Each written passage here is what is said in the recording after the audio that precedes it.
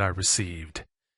This encounter took place in New Brunswick, Canada, and reads, My grandfather told me this story when I was a teenager. I'm 52 now. My granddad grew up in the woods of central New Brunswick, Canada. It's a very remote area. Only survivalists go where they lived. Their whole family lived out in the sticks. They lived by hunting, fishing, trapping, and by doing some logging. Granddad said when he was a teenager, he and his older brother Duke were up in the early hours checking trap lines on an old motorbike. It was early fall and frost was on the grass. Still, early morning mists hung around the forest edges. He was rolling cigarettes with his brother. They were out of matches, so they dipped a bit of cloth in the gas tank and ignited it off a coil wire while Duke kicked the bike over. The sound of a bike being kicked over without an ignition sounds sort of like an animal call. That's how my granddad described it. Anyways, just as they started smoking their cigarettes, my grandfather noticed something bounding through the tree line toward them. Granddad said it ran the same way a bear does, but it stopped after several yards and stood up on its hind legs. It was still too far away for them to tell what it was, but they assumed it was a black bear because they're very common in New Brunswick. That's when it began walking upright toward them.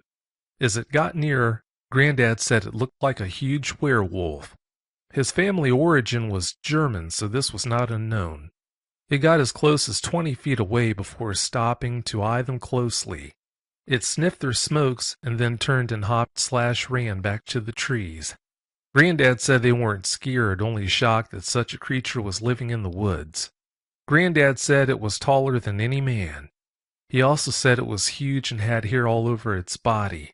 It had a large head, evil eyes, and long upright ears. It had hands with long claws on its fingertips. I can't remember what color he said its fur was, but he said it had wolf-like legs.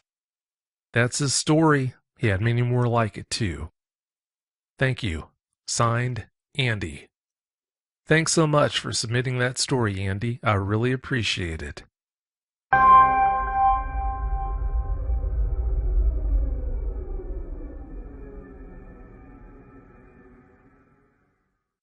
If you'll remember, we had Josh Turner on last week. We couldn't go through all of his stories because of time constraints, so we're going to take off this week where we left off last week. This happened to a friend of mine. Her name's Jessica. She lives out near Del Valley. There's all these little towns around here. Where she lived, it was out on the edge, not in town, I want to say, but she had neighbors. Her story was that when her grandmother was dying, she had taken care of her. She was a bartender that worked for the club years ago. She told me this story after Jacob had shared his, and this was, I don't know, right around that same time. She didn't actually see one of these things, but that she believed that that's what it was. But the grandmother did. And the grandmother had bone cancer or something. She was in her last days, and there was nothing they could do. Just go and tell her to go home and try to make her as comfortable as possible. So the grandmother was living with her and her husband at the time. Her husband and her split up because he was an alcoholic and there was all kinds of problems. She said that on different occasions, when they would argue, her and her husband, that they would hear something bump the house, like it was telling them to be quiet. She always attributed it to, the house, maybe there's a ghost. Something happened out here on this property. More than once, they thought that they heard something climb up on the roof of the house. And she said one time, her grandmother said that she was sitting by the window, and in the distance, she saw these coyotes jumping around playing with something like a bigger animal, and that it was laying on its back and kind of rolling around with these coyotes, and that it stood up and kind of shook itself, and it stood up on hind legs. She told Jessica, she's like, I saw this coyote-looking thing, but it was really big and tall, and it was laying on the ground, and it was playing around with these coyotes. It was literally playing with them. They were jumping around in the pasture, and it stood up on its hind legs. So she thought, oh, my grandmother's medication is getting to her. She's like, oh, okay, that's cute, Grandma. You saw something strange. Well, one night, her grandmother had passed away. It was just her out there with her son. Her son was only like 3 years old or something. She said that she went to sleep, and she heard something, boom, like jump down on top of the roof. She said it was right above her bedroom, and she said their nearest neighbors were a half mile away. You could see the lights from the trailer park, but that was it. You couldn't yell for help. Nobody's going to hear you. She said she was surrounded by just pastures and then a tree line. She said that she was terrified, and this thing started scratching on the roof and tromping around, and then she heard something like slide down the side of the house.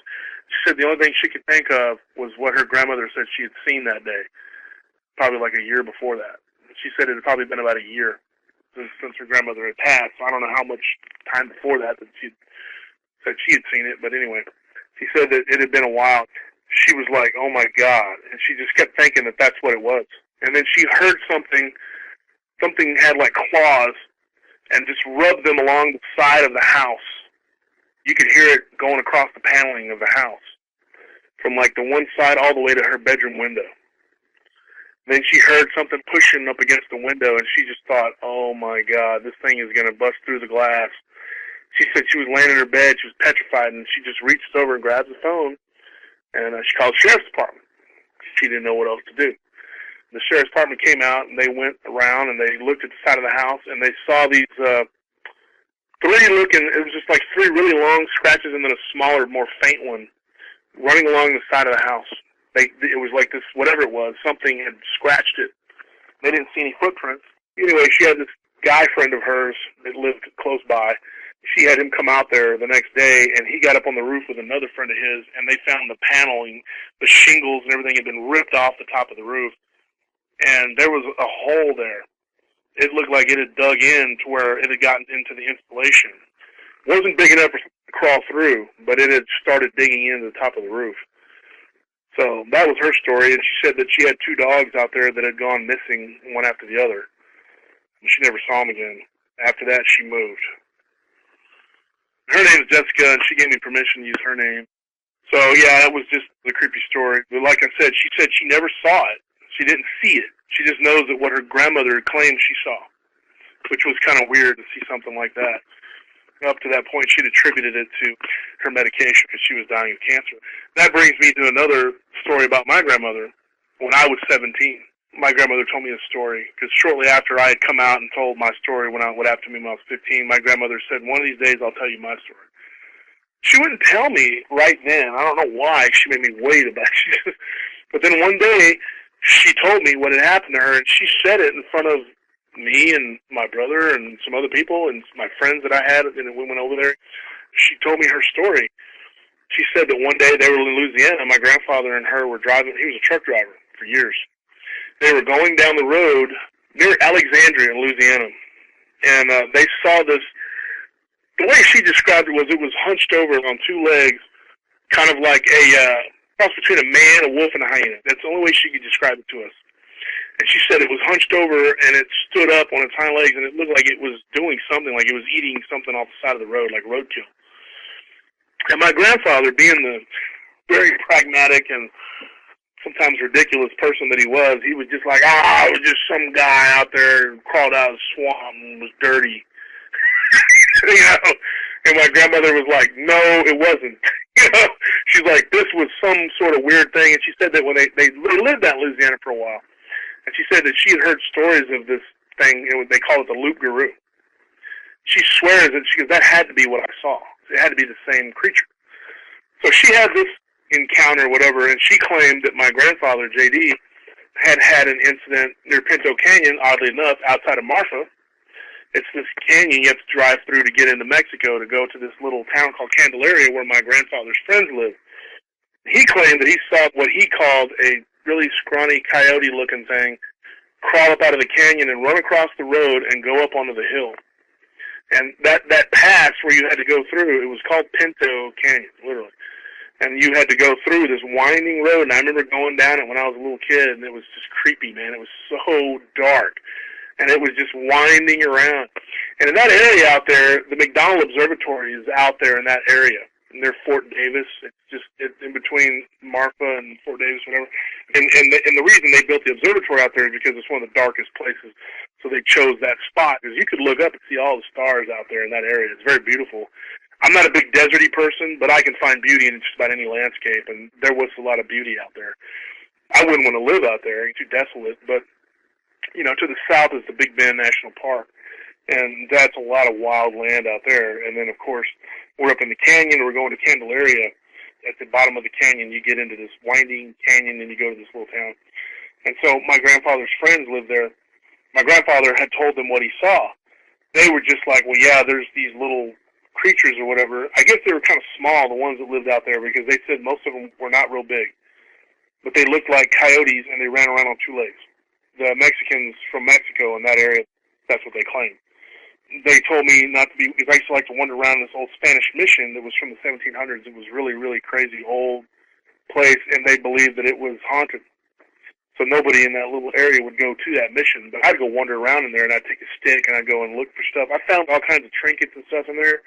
These locals had just left it alone because they were afraid of it. They told me not to be playing around out there, because there were snakes and stuff. I remember going to sleep one night as a little kid and looking up, and there was a cemetery at the top of the hill. I remember thinking I saw people moving around in that cemetery, but the only way to get to that cemetery is by walking. There's no way to drive up there. They hadn't buried people there in a long, long time. They had to walk the dead up there to bury them in that cemetery. And I remember seeing these shadowy things moving around up there. So I told Manuel, this old guy that was my grandfather's friend that owned that store, I said, I saw something in the window up on the hill. And he told me, he goes, oh, no, it's nothing. It's no big deal. My grandfather asked him, because my grandfather didn't care what scared me or if it didn't scare me. He was pretty ridiculous. But he was just like, oh, it's probably one of them coyote men or whatever running around up there. And I'm a little kid going like, what? And I just put that out of my mind. It's like my dad's half-brothers in Joppa talking about, oh, yeah, there's these looky-loos out there. None of that ever mattered to me. I didn't even really believe any of it until I saw something myself. And then it intrigued me, like, this stuff is real. But I just think back on that, and I remember thinking there's these things running around up there, and the locals there, they just seem to think, well, it's no big deal. It's just these coyote men. They like to play near the cemetery. Which is weird, because that's where my friend Jacob, in a cemetery in town, on the edge of town in Marfa, which would have been about 40, 50 miles back the other way, that's where they saw those things, was running around in the cemetery. So, and the first story I told was about my friend Ash, our Ash. Ash claims that he saw this thing follow him home from a cemetery. Yeah, I don't know what their connection is to that or why that is, but it just seems to be a really recurring theme of these creatures, this cemetery inhabitant. There's got to be some kind of connection to that. And I read a lot of books about this stuff. But the ancient Irish believe, kind of contrary to the way the European mainland, the Germanic belief, and the French and whatever, the Iberians, they believe a little differently. That these things were shape-shifting werewolves, they were bloodlust, they were ravenous, they hung out in the woods, they killed people, and then they went back into town and lived normal lives. But in Ireland, they believed that these werewolves, they were werewolves 24/7. They were dog-headed men, and that they were a cross between a spirit and a corporeal flesh being, and that they were the guardians of the dead. Which is kind of strange that they would believe that, because that whole belief is that it kind of ties in to them hanging around in the cemetery, or why they would be hanging out in the cemetery area, you know what I mean? But some of the research I've done has led me to believe that these things have been around for a long, long time. And there's a precedent for them in all these different cultures. Like I told you, my friend who was Persian, his dad was from Iran. My friend was born over here. But his dad, I ate dinner with him one time, and his dad was telling me that he held the belief that these things were a jinn. If anybody doesn't know what a jinn is a Arabic, their version of like a demon. But they don't consider it a demon in the way that Christians believe in a demon. The way Christians believe in a demon is a fallen angel that has fallen to earth, that went against God, that rebelled. Well, their belief is that the leader of the jinn was known as Iblis, and that God created them, unlike the angels, he created them with the ability to have free will. And that they basically rebelled against God. They followed Iblis, because when God created Adam, he created man. He said, behold, my creation, it is equal to you. And Iblis said, no, it's not. I'm better than him. And God said, no, you're not. And told Iblis to bow before Adam. Almost as like he was punishing him, I guess, and that's how it says it in the Quran. that Iblis told him, no, I'm not going to do it. He was arrogant and he went against God. You know, and of course in the Bible it says that Satan hardened his heart against God. So it parallels the Bible. Similar story, but they don't believe the same about the jinn as we do demons. We would call them demons. Their term for jinn is almost like an all-encompassing term. It's almost like some of the jinn are so dissimilar to one another that it's like the difference between, you know, us and a giraffe. So it's kind of like, you know, there's this catch-all term that they have. So his dad said he saw the back side of this thing, and he said that anything that looks like that has to be a jinn. I told him, I said, respectfully, I said, I don't agree. I don't believe that they are jinn. I said, these things have corporeal bodies. I don't believe that a jinn would change into something like that, but I said, this thing looks as real as anything. I don't believe that I would have been deceived enough to not see that. You know what I mean? And he said, well, it could have been, you know, a shaitan. And now the term shaitan is basically in the Bible when it's kind of a translation when people think that Jesus is actually talking to Satan, because what we think of as Satan is Lucifer, which would be the Arabic version of Iblis, which would be their head bad guy or whatever. Well, shaitan actually just translates to unclean spirit. It means a foul and unclean spirit. In Arabic is like the root derivative. It's like it's very similar to Aramaic, and Jesus would have been speaking Aramaic, which is like the root of Arabic. So he says, shaitan, you know, get thee behind me, shaitan. You know, he's basically commanding the spirit to get away from him, you know. And, you know, what I thought was strange, he says, well, it could have been a shaitan.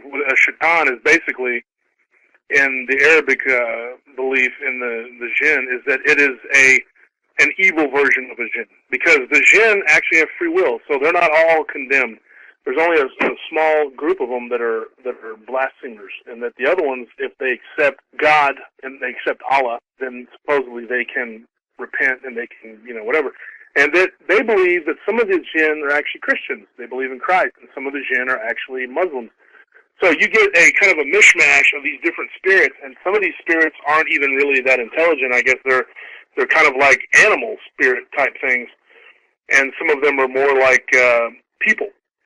Sometimes you'll hear about people like they'll be having a spiritual encounter or something, and they'll hear growling or something at the foot of their bed, or they'll have, it's never happened to me personally, but I've heard of people having these entities in their house.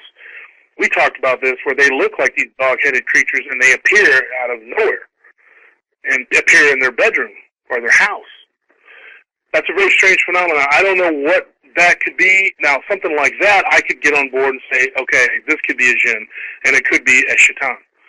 As far as like just lumping it all in one big group and saying, oh, it's a jinn, that's a jinn, this is a jinn. Some of my Arabic friends that do that, they drive me nuts, because I'm like, really? Everything is a jinn? Just everything is a jinn. You see something in a tree, that's a jinn. You see something in water, that's a jinn. I mean, it's just a catch-all term for a bunch of unexplainable stuff. You know, not to offend Muslim listeners, but it kind of is. You know, it's kind of like, I've studied the Quran, and I do speak broken Arabic, not fluent, but I did work with Lebanese for a long time, and I do understand. I speak French, and I speak German. I do know a lot of these stories, and a lot of these really old books, to translate them, you have to be able to speak the language, because if you don't, an English translation is just not going to work. They didn't have planes, trains, and automobiles back in the day when Muhammad translated the Quran from what they believed the angel Gabriel or whatever. Back in Jesus' day, they didn't have those words for a lot of these things. So when they talk about smokeless flame, I believe that what they're talking, these entities, I believe, this is what I think, that these things are some sort of plasmic being, because you see these things as, what do you call those balls of light? Orbs. People see orbs. You know what I'm saying, Vic?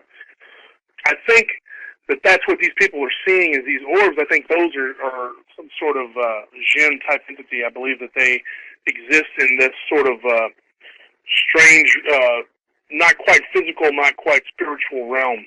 And I think that sometimes when people have encounters with these things and they get some sort of plasmic jelly-like substance that accumulates in certain areas, like where there's like manifestations of demonic manifestations. I had a priest friend of mine tell me that he worked with an exorcist in Belize, and that there was jelly-like substance on the wall of this woman's a house where they were doing an exorcism. He was a Dominican priest, and he was trying to exorcise an ectoplasm. There you go, ectoplasm type substance. I believe that that is because these entities are a plasmic type being. I believe that that's how they shapeshift. And I believe that at some point, and this is my belief, that at some point science will catch up to the spiritual realm, and that we will be open. And I just thank God that there's this explosion of technology that we can throw around theories and beliefs. I guess not really theories, because theories have to be tested or proven, but ideas, theorems, or whatever of like what these things are.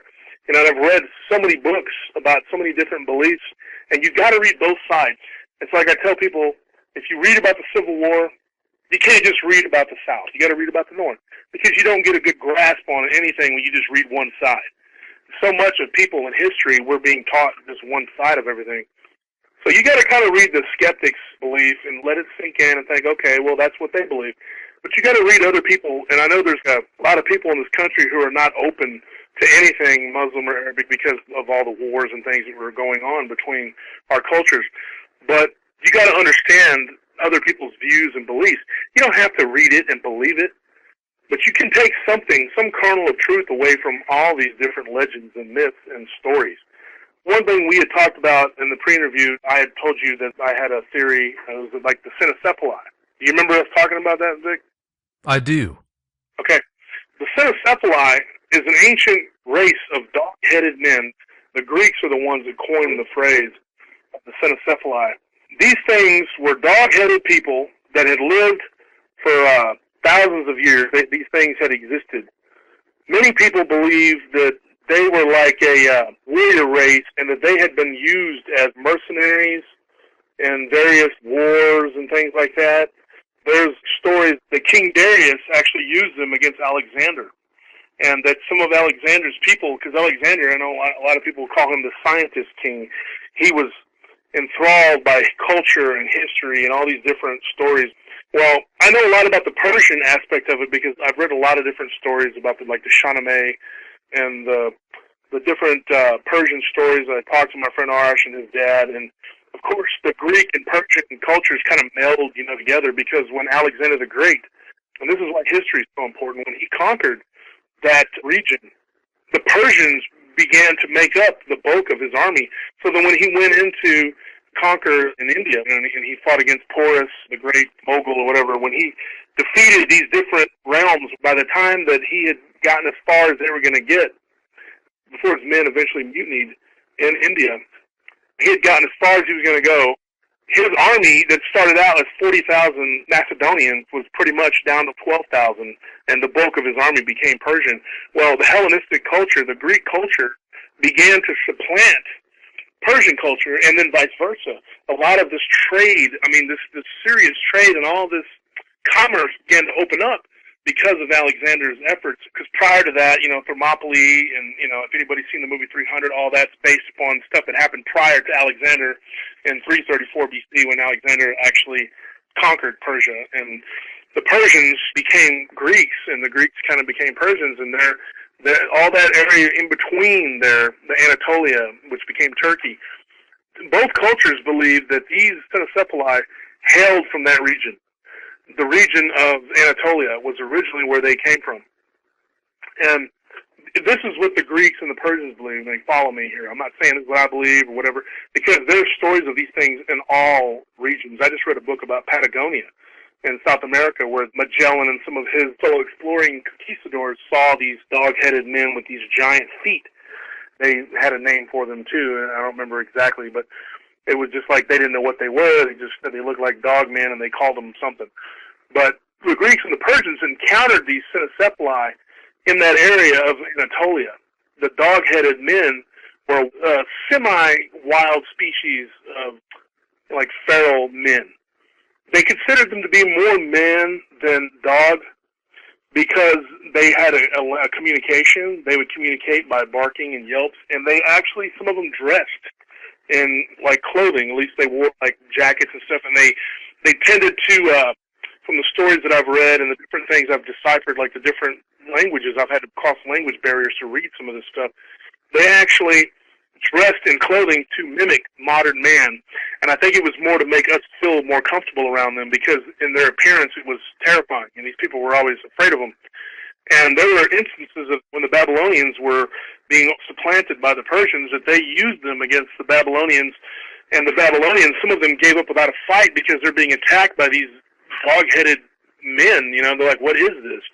The earliest story that I ever found about these dog-headed creatures, it goes back to ancient Samaria, Sumar, the capital. There was this city that was not far from there. It was called I can't remember the exact name of it. I had it written down yesterday, but anyways, the city that was it was one of those city-states that paid tribute to Sumar. They had not received tribute, and there had not been any merchants, anything had come by for a while. So the king of Sumar sent an emissary and a group of soldiers to go find out what was going on. Well, they get to this tribute city, and there's nothing there. It's been decimated. Everybody's been butchered and killed. Well, they found in the hills there, they found some stragglers that had been hiding, and they claimed that these dog-headed men had come in the night and just killed everyone and made off with all the livestock. One of the things I find intriguing is that over and over again, I read about these things. I find that these things some of them are shepherds, that they tend to take animals and domesticate them, which would give you the impression that these things are highly intelligent. In a human sense, maybe not that intelligent, but in an animal sense, yeah, they're going to be at the height of intelligence in an animal sense. I mean, I know that the Eastern Orthodox Church, it founded a lot of its beliefs, the Byzantine Empire, which was the Eastern Roman Empire, which came from that Anatolic region until they were conquered and supplanted by the Turks. The Eastern Orthodox Church was the Byzantine Empire, the Eastern Roman Empire. Now, one of their biggest patron saints that they paid homage to was St. Christopher. But St. Christopher, in a lot of the Eastern Orthodox belief, was that he was one of these dog-headed men. Now, you can look this up. I'm not making this up. This is what I've read. St. Christopher had repented. He was one of these creatures, and that he was given the ability to communicate and speak because of his love for God, and that he became a Christian, and that God granted him a man's appearance, that he eventually was given the appearance of a human. And it says that, I don't know how to describe the name of this town. There was this city, though, that they called the City of the Dogmen, and it was in the far eastern reaches of Anatolia. The Byzantines knew about it. They had a term for it. And I know that there was an emperor, I believe, I guess it was Valerius or Diocletian, one of them, I can't remember the exact name, but I know that that emperor had issued a decree that anyone that would bring these things to him because he wanted proof, he would pay them. It's hard to make heads or tails of what these things really were, but these things, they pop up throughout history in all these different cultures, and everyone has a different theory about it, you know, and you're probably just as in the dark as I am about it, but I tell you, the cynocephali is probably the closest we would come to having any kind of idea of what these things are, if they are just a physical manifestation of something with a corporeal body. I would like to know, because even though I've never had another encounter with one, I know a lot of people who have, and I wouldn't say a lot, when you consider the population is huge, but I've kept my eyes and ears open, and I've heard lots of stories about it, you know, so I know that these things exist, and they live in this region where I'm at.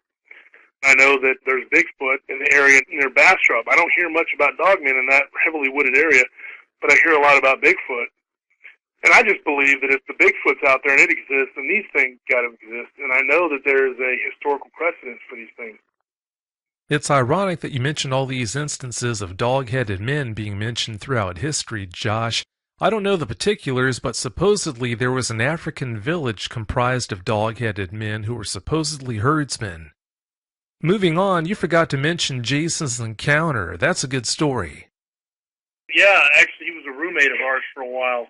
But I just want to say one more thing about the cynocephali. What you were talking about in Africa, it would actually be in North Africa. Is that what you're talking about? Because that's where I know that there's a legend I read about in Libya, or in that North African area, and that dates back to Herodotus.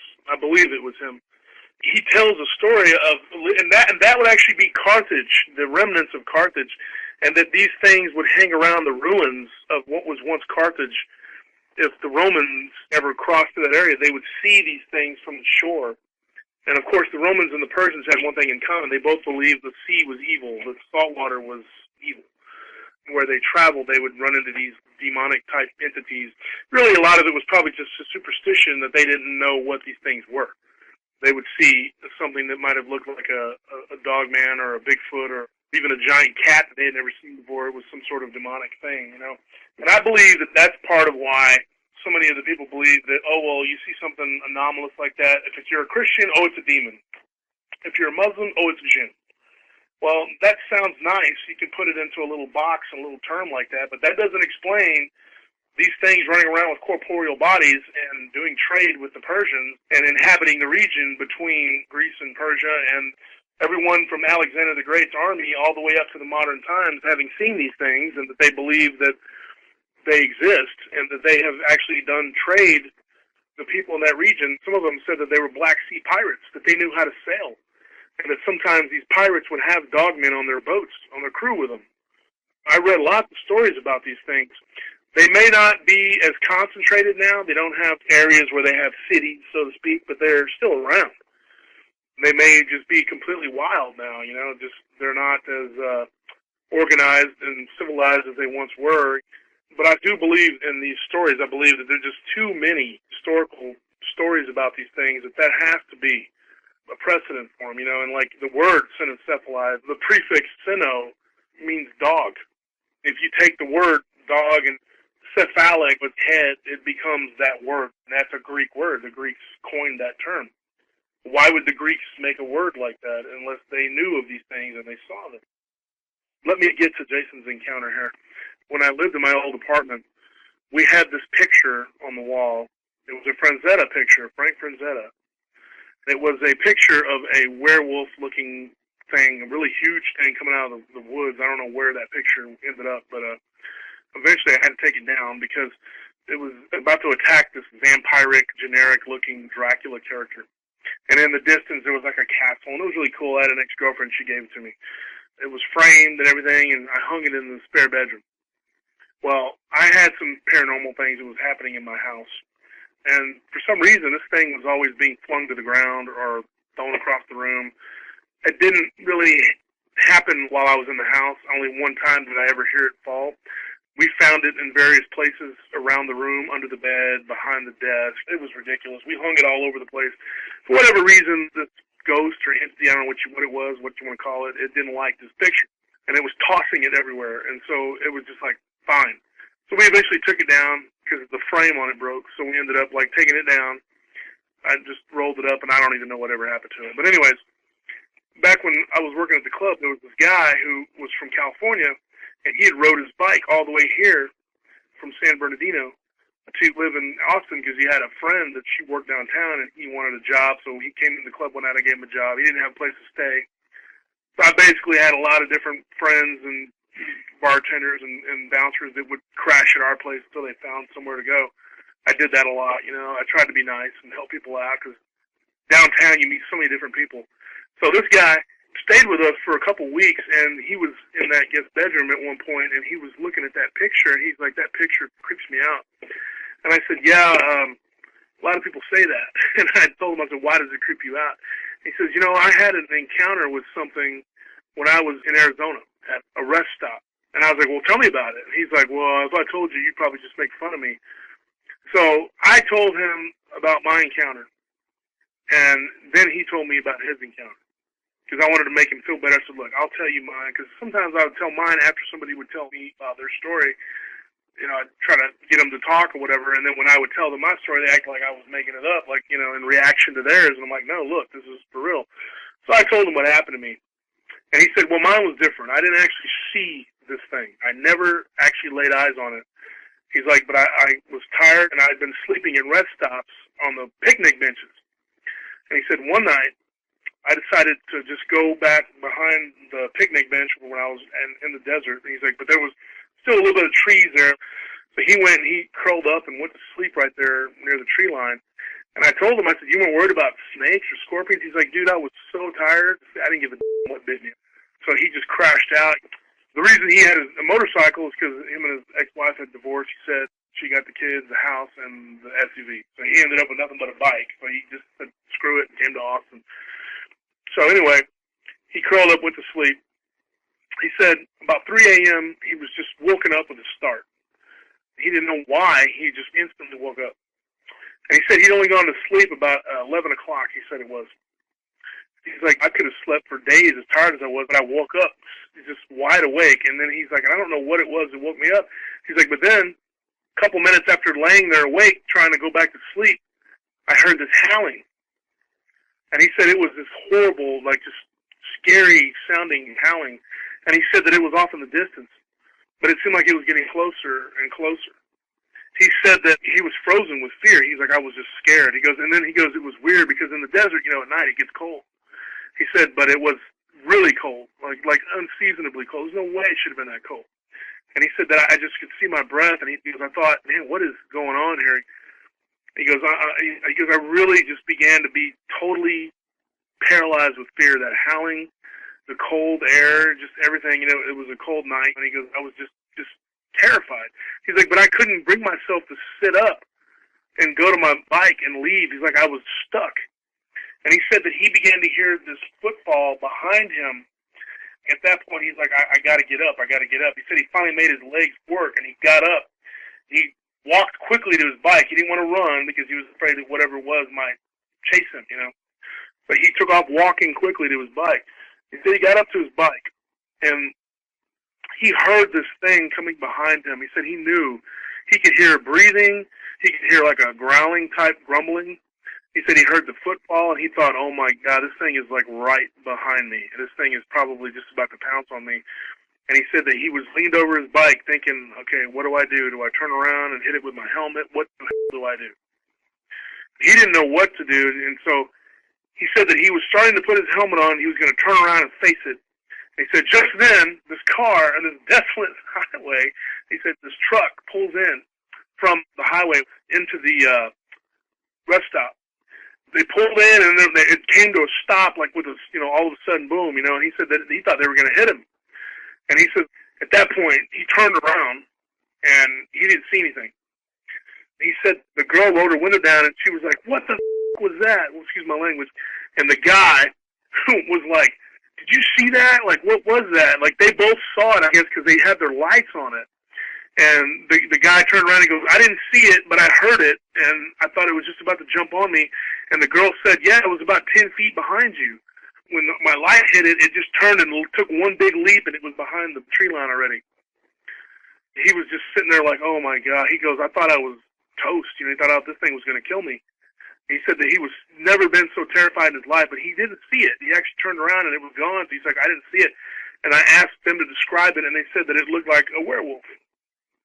So that is his story, and then he said that they were nice enough to follow him back into town, which was about 15 miles into town, and they stopped at some diner and had breakfast together, and he said that they were really nice people, and they told him, just be careful.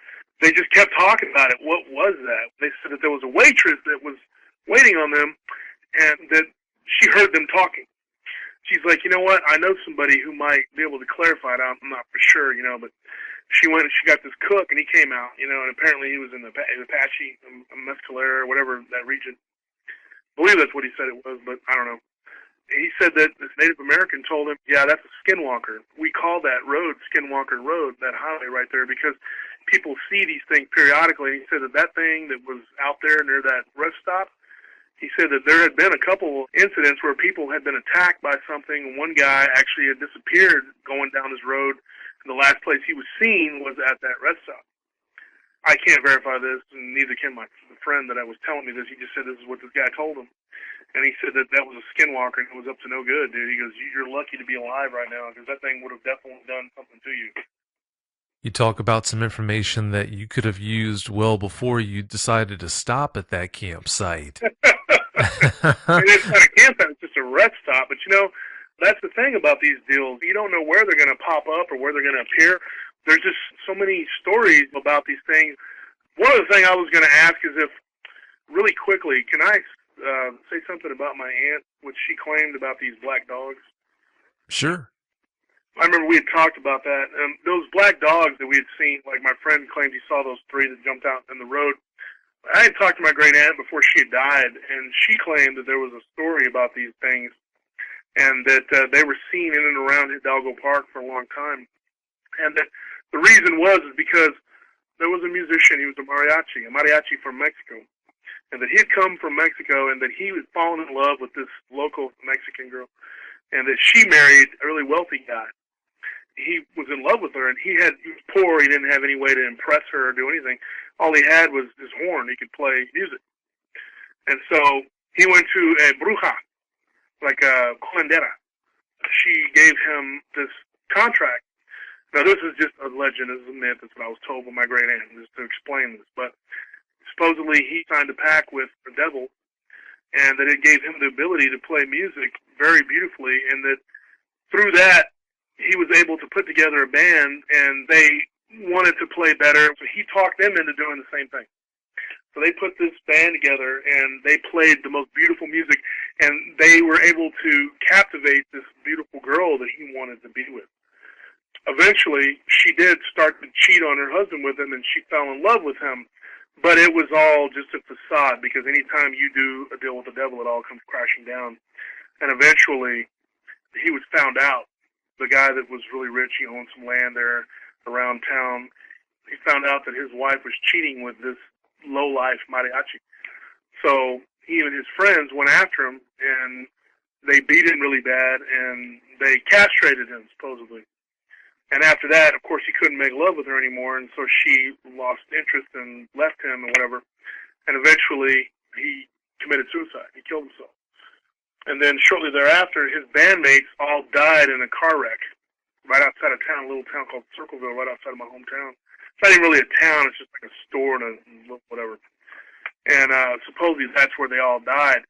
And that their spirits came back as these black dogs. And that supposedly in the place where this guy died, there was a black dog that would appear there, you know. And that supposedly some of the people that witnessed the wreck of where these men had died, that they saw these black dogs come leaping out of that wreckage. And that they were the souls of those men, that they're cursed to be these dog men, and that they wander around in that area, causing problems or whatever. And they're forced to be in that form until Judgment Day. That's the story that she told me, and I don't know, it's just something that was passed down to her. Like I said, there's a kernel of truth in all myth. Who knows? I appreciate you letting me talk and ramble on, and I'm glad I had another chance to come back and tell you these stories that I had collected over the years. I was just glad to have you come back and share all these stories with us. Thanks again. I really do appreciate it. Thank you, Vic. I felt a lot more at ease this time around because I wasn't having to recount my encounter. You know what I mean? It was like the last time I felt kind of an anxiety, and I was just kind of like I just wanted to get through the things that had happened to me, but it was a lot easier this time just because, you know, even though I had to start off with that bear hunt, that was kind of anxiety, but these other stories, they happen to other people, it's like, I empathize with it, but I mean, I'm just glad it wasn't me. You know? I mean, that's the one thing I always think, and I'm not trying to be selfish, but God darn, I mean, you would be the same way. I mean, you're glad that it's better you than me, buddy. I mean, this thing's happened to these people. I mean, like being in that church or being out in the middle, you know, of a pasture with a gun, and you got these three things. I mean, those kind of stories, it's like they scare the hell out of me. You know, I mean, I've thought about these things long and hard, and I'm like, man, I just hope that I'm never put myself in that position where the worst part about it would be you get torn apart or something happens and nobody even knows. They don't know what happened. The first thing in people's minds is not going to be, oh, he got eaten by a dog, man. Oh, poor so-and-so. That sucked. They're not going to know. Nobody's going to have a clue where you are or what happened to you. Nothing. Yeah, that is a really good point. We'll never know how many people who disappeared wound up falling at the hands of a dog man. We'll never know that.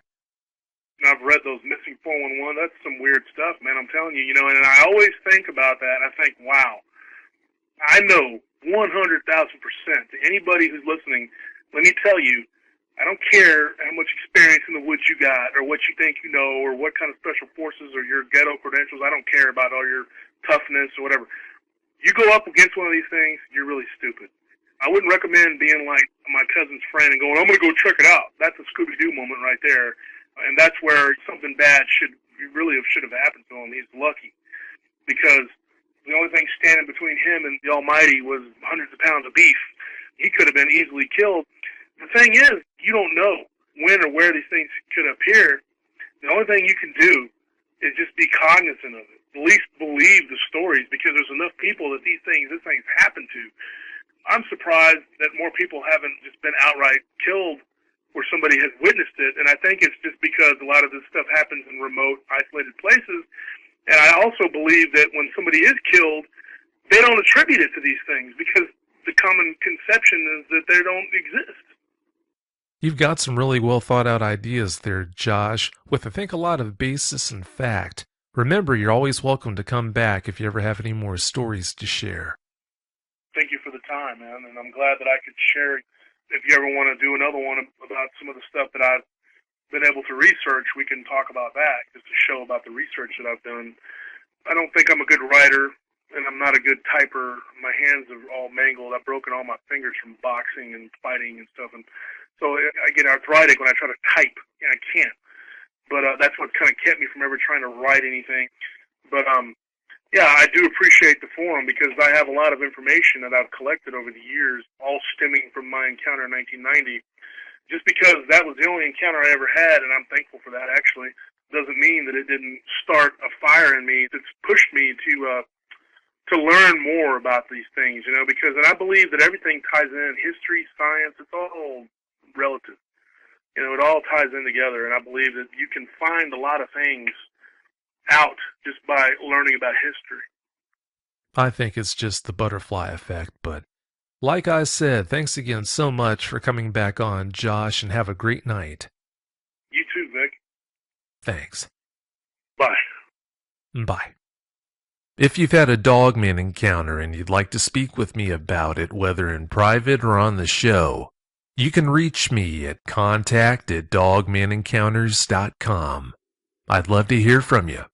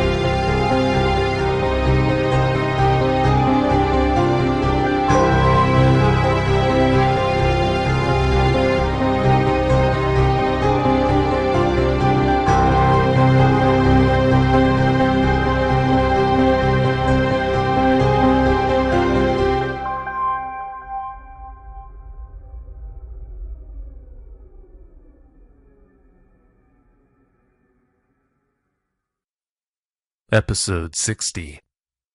Hello, thanks for tuning in to another episode of Dogman Encounters Radio. I'm Vic Cundiff, and I'll be your host as we listen to eyewitness encounters involving one of the most terrifying cryptids, dogmen. Tonight's the 60th episode of the show, and I wanted to break tradition. Instead of bringing on another eyewitness to talk about their encounter, I wanted to replay some of the most popular encounters that have aired on the show. If you're an eyewitness who has been on the show and your encounter isn't played on this show tonight, please don't take that as a slight. I still appreciate you coming on the show and being willing to share your encounter. All of the encounters that have been on the show have been good ones. It just so happens that these encounters that I'm going to play tonight are among the most popular ones that have aired. The first encounter we're going to start off with is episode 21, Leary Parker. Dave and I were bow hunting in October, and we decided that rifle season was about a month away, and we wanted to go in deep enough to where we could actually get some sizable game that not too many people would have the nerve to trek back into, because most hunters only hunt within a half mile from their vehicle. Here in northern Michigan, opening day of rifle season, the Orange Army is just unreal. So we went and we scouted. We actually took horses and went in on horseback initially. And we found the area that we wanted to hunt. It was mixed woods and good game trail, like I said earlier. So we figured we'd need to find a two-track to come back into. And a two-track is like a little vehicle path that goes through the woods up here. We found a two-track and rode it out, and then rode back up the main highway back to his property. And at the time, I had a little 89 Toyota 4x4, and we put bags of apples and buckets of carrots in it, and we went back there, and we scattered it in the area. We don't put a pile out there. We scatter the bait. As a hunter, I feel hunting off a pile is relatively unethical. And so I went back there, and I maintained the area and kept bait in the area for them. And every time I went back in there, it was like I felt like I was being watched, like something was there. And I'd taken binoculars with me, and I'd look through my binoculars and try and see what's going on. And I'd get up into the bed of my pickup and look. There's nothing I could see. There were times where I thought I saw something move, but then I didn't see anything. And so that's how we got into that area. Something had been eating the bait, and I figured it was deer, or maybe even not being on a swamp, possibly a bear coming in. That kind of a thing, I thought. And so opening day of rifle season, we went back in there and hunted in the morning. And there wasn't much going on in the morning. I mean, not a blue jay, not a squirrel, not a crow, not a raven, nothing. And we went in the house and had our lunch, and we sat there and we discussed the area for a little bit. So that afternoon we went back out there into the new area. And Dave asked me prior to going back out there and prior to the morning hunt for me to bring a different kind of round with me, and it was a ballistic tip round. And I had backup clips for my 30-06. It was semi-automatic, 3x9 by 40 millimeter scope on it. Really nice gun. And, I'm thinking, well, sure, I'll bring it. I've hunted deer with these rounds. They're great. That afternoon, we went back out there, and it was about 4:30 in the evening. We got out there about 2, and I hadn't seen a thing. But I kept getting the feeling of being watched. I kept feeling a presence. And there were times where I thought I noticed movement in the area around me, and I looked where I thought I saw the movement, and was nothing there. Well, I brought a binocular with me, like a small telescope with a filter on the thing, and I used that to pick up deer and everything because of how well camouflaged the deer are. And I still saw nothing. So I'm sitting there, and Dave comes over the headset, and he's, Larry, we got to go. We got to get out of here. We got to go now. And I'm like, okay, what's going on? And he says, I want you to put those other rounds in. And I says, okay. And he says, I'm coming to your blind. So I stepped down a little bit. I put on the hunter orange vest for walking through the woods and everything. And I myself, I wear woodland camo when I hunt. That's my preference of hunting camouflage. Dave come up to the blind, and he says, are you ready to go? I says, not really. Why? He says, we got to get out of here now. So we started hoofing it, and we went a little ways. He says, did you put those rounds in? I said, no, not yet. We stopped, and I changed rounds. I ejected the current round out of the chamber, and I changed magazines and put one of the ballistic tip rounds in the chamber. And so Dave and I are getting ready to move, and I noticed Dave was staring, and I brought my 30-06 up. I'm looking through the scope, and this creature stepped out from behind a maple tree. And I'm like, what in the hell is this? And I'm kind of looking at it, and instinct went to draw down on its chest. And I started getting this feeling like I was being threatened. So I pulled the trigger, and I brought the rifle down, and the creature was still standing there. I know I hit the creature. I turn, Dave's gone. I bring the rifle back up, look through the scope again, and this thing was definitely in a threatenative posture. It made itself look like it was, it was huge. I would say height-wise, it was probably 7, maybe 7.5 feet in height. And I just instinctively pulled the trigger a second time. Only this time, I watched. I watched the bullet actually hit it in the chest. I saw a blood spray. Then I brought the rifle down, and I looked, and the creature was still standing there. Now, this creature was probably 200 yards away from me at this point, if not maybe a little further. And that's when I decided to hightail it, and it let out this freakish growl. Okay? And I made it back to Dave's house. It was dark when I got back there. Dave was in the house. He had the doors barricaded. He had stuff over the windows. And he had all of his weapons out. And it took me about 5 minutes to get Dave to let me in.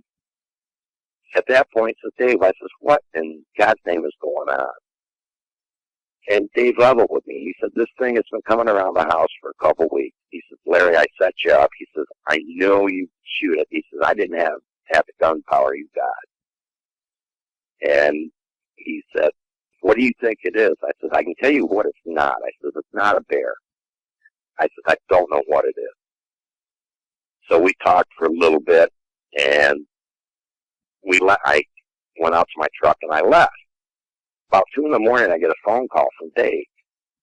He says, you got to come over here. He says, you're not going to believe what's happened. I said, oh, come on, man. It's 2 in the morning, Dave. He says, Larry, he says, I'm not pulling your leg or anything.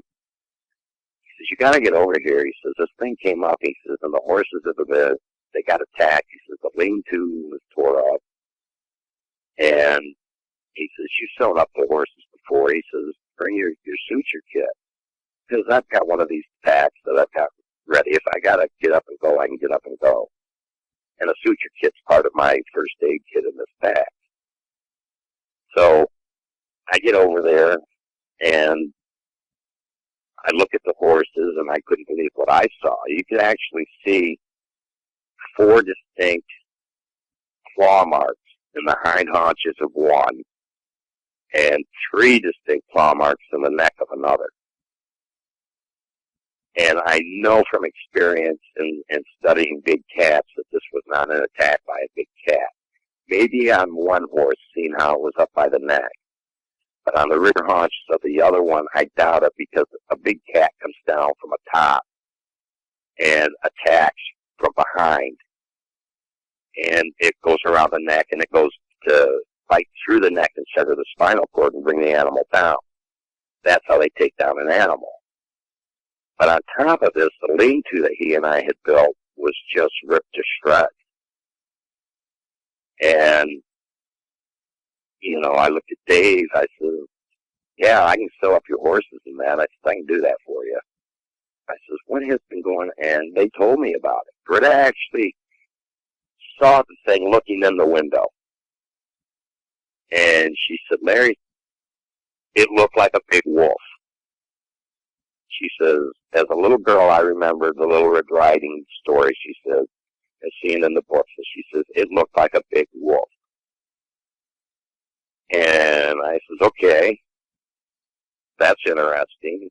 And within a couple of weeks, actually it was a week, Dave and Trina had packed up everything they owned, moved to Tennessee, and put their house up for sale because of this. Now, even today, when you go back into where their house is, you still have that feeling you're being watched.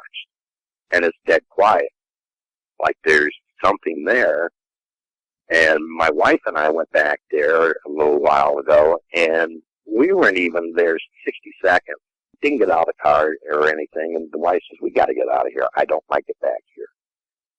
She says, it feels creepy. She says, there's something watching us. Nobody was there. So we left right away.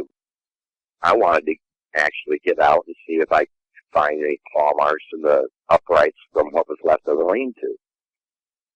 And I just find the whole thing very, very mystifying that it's probably still there. You know, and this has been,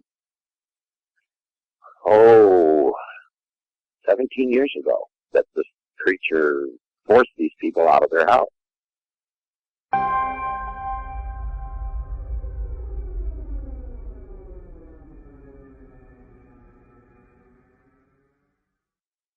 Episode 10.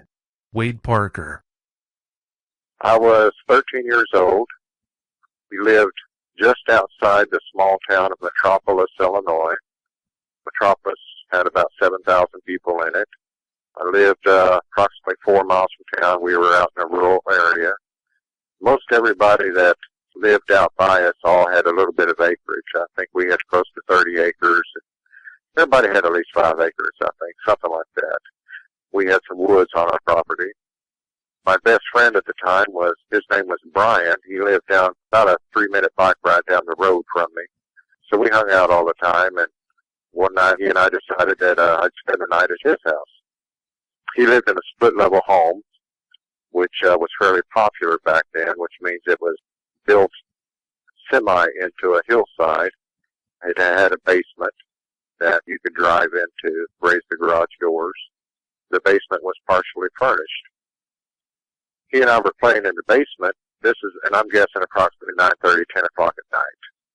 Had a couple lights on. And on the basement wall was the window which went outside.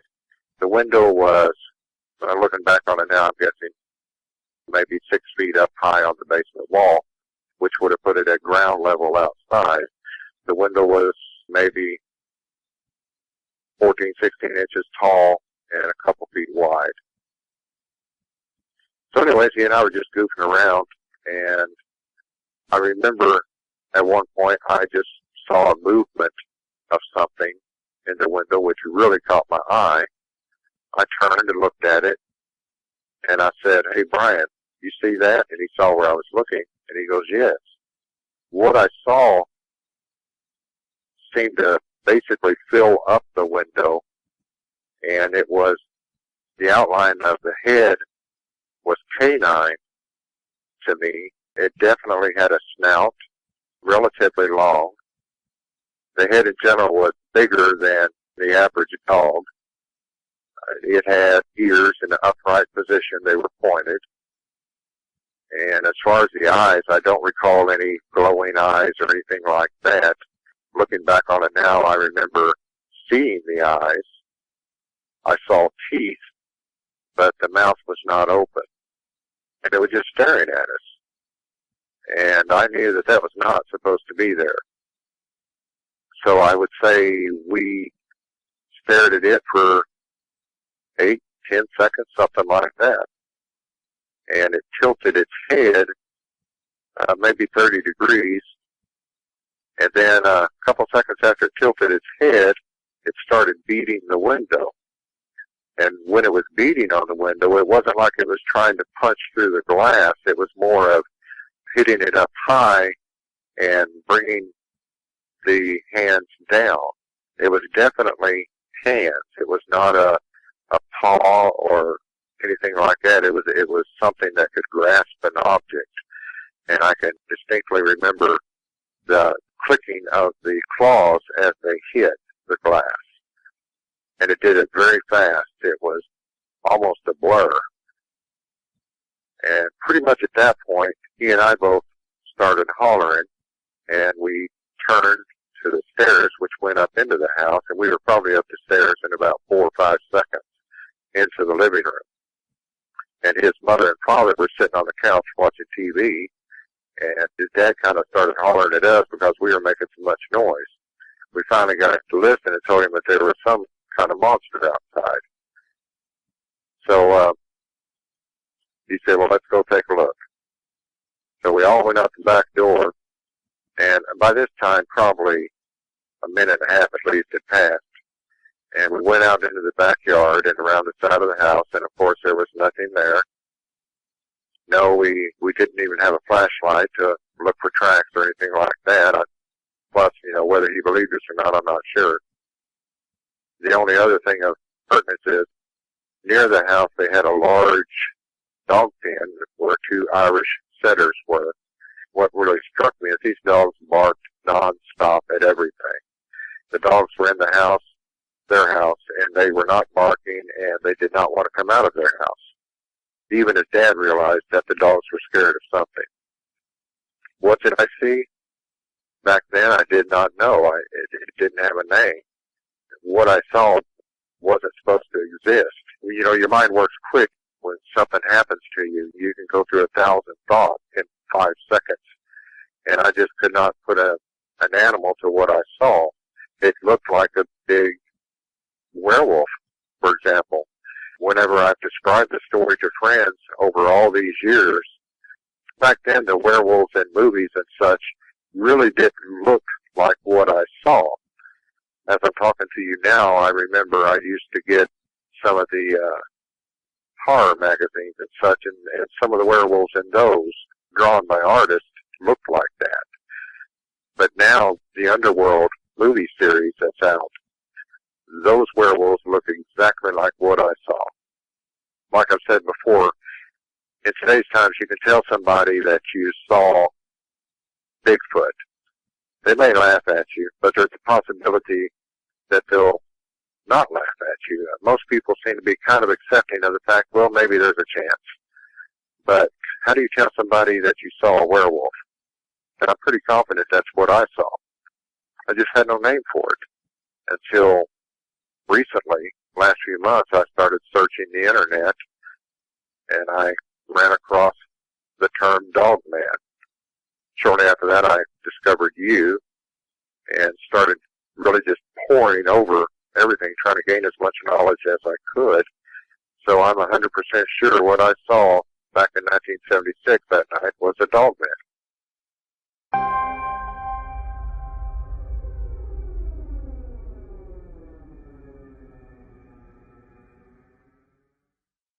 Episode 12, Cat Hansen.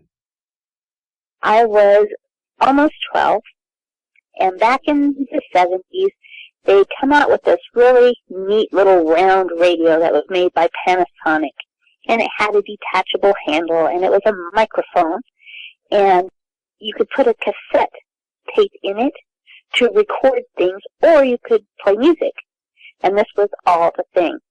Well, I wanted one terribly, and had to save money for it because I wasn't one of those rich children at the time. So I spent my summer babysitting, all summer long babysitting, and to get this thing. And when it came time, it was fall, and my father was telling me, well, we're not going into town to go get this, you can just wait until we're all done, because unlike most families at that point in my lifetime. We were very food-oriented. My father hunted all fall long. Towards the end of summer, beginning of fall was when we deer hunted, we elk hunted, we bear hunted. Everything had to be, smelt fishing. We just had to do all these things to make sure that we had food for the winter and for the next year. And it was just the way that I was brought up. I mean, don't get me wrong, we weren't Okies or nothing like that. It was the way we were, period. And so that kind of took precedence over my needs. So growing up, all summer long, between babysitting, pulling nails for wood out of salvaged wood to build the chicken the houses, etc., the house for my raccoons, I just had a lot of chores, a lot of things, and the radio kind of took backseat.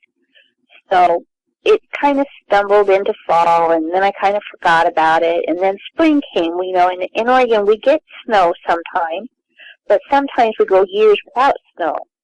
Back then we got what was called a silver thaw, where it came, it snowed, and then it rained, and then it snowed, and then everything kind of froze over. So it had just thawed, and I had all this money. I'd been waiting all fall long to go do this, to go back to the gypsy camp that we had on the very, very, very back edge of our property. We had, you can call them homeless people, gypsies. Some of them had really funky little trucks that they had made into houses, school buses. There were actually 2 gypsy wagons, and at the time we just called them gypsies. And I knew that these people that were staying back there were like the coolest people in the world. I could go back and trade whatever I had money-wise, and I was just dead set sure that they would have this radio. They would get stuff by hook or by crook. They always had something. And I know it sounds terrible, but that's just the way it was.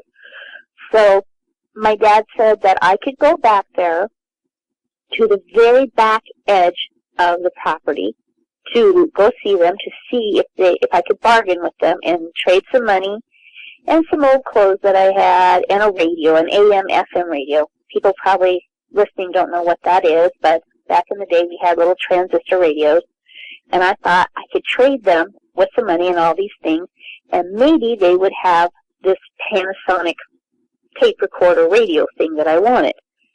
And so I went to my nearest neighbor, who was about, I want to say 2 miles down the road, who was another young girl. Her name was Becky.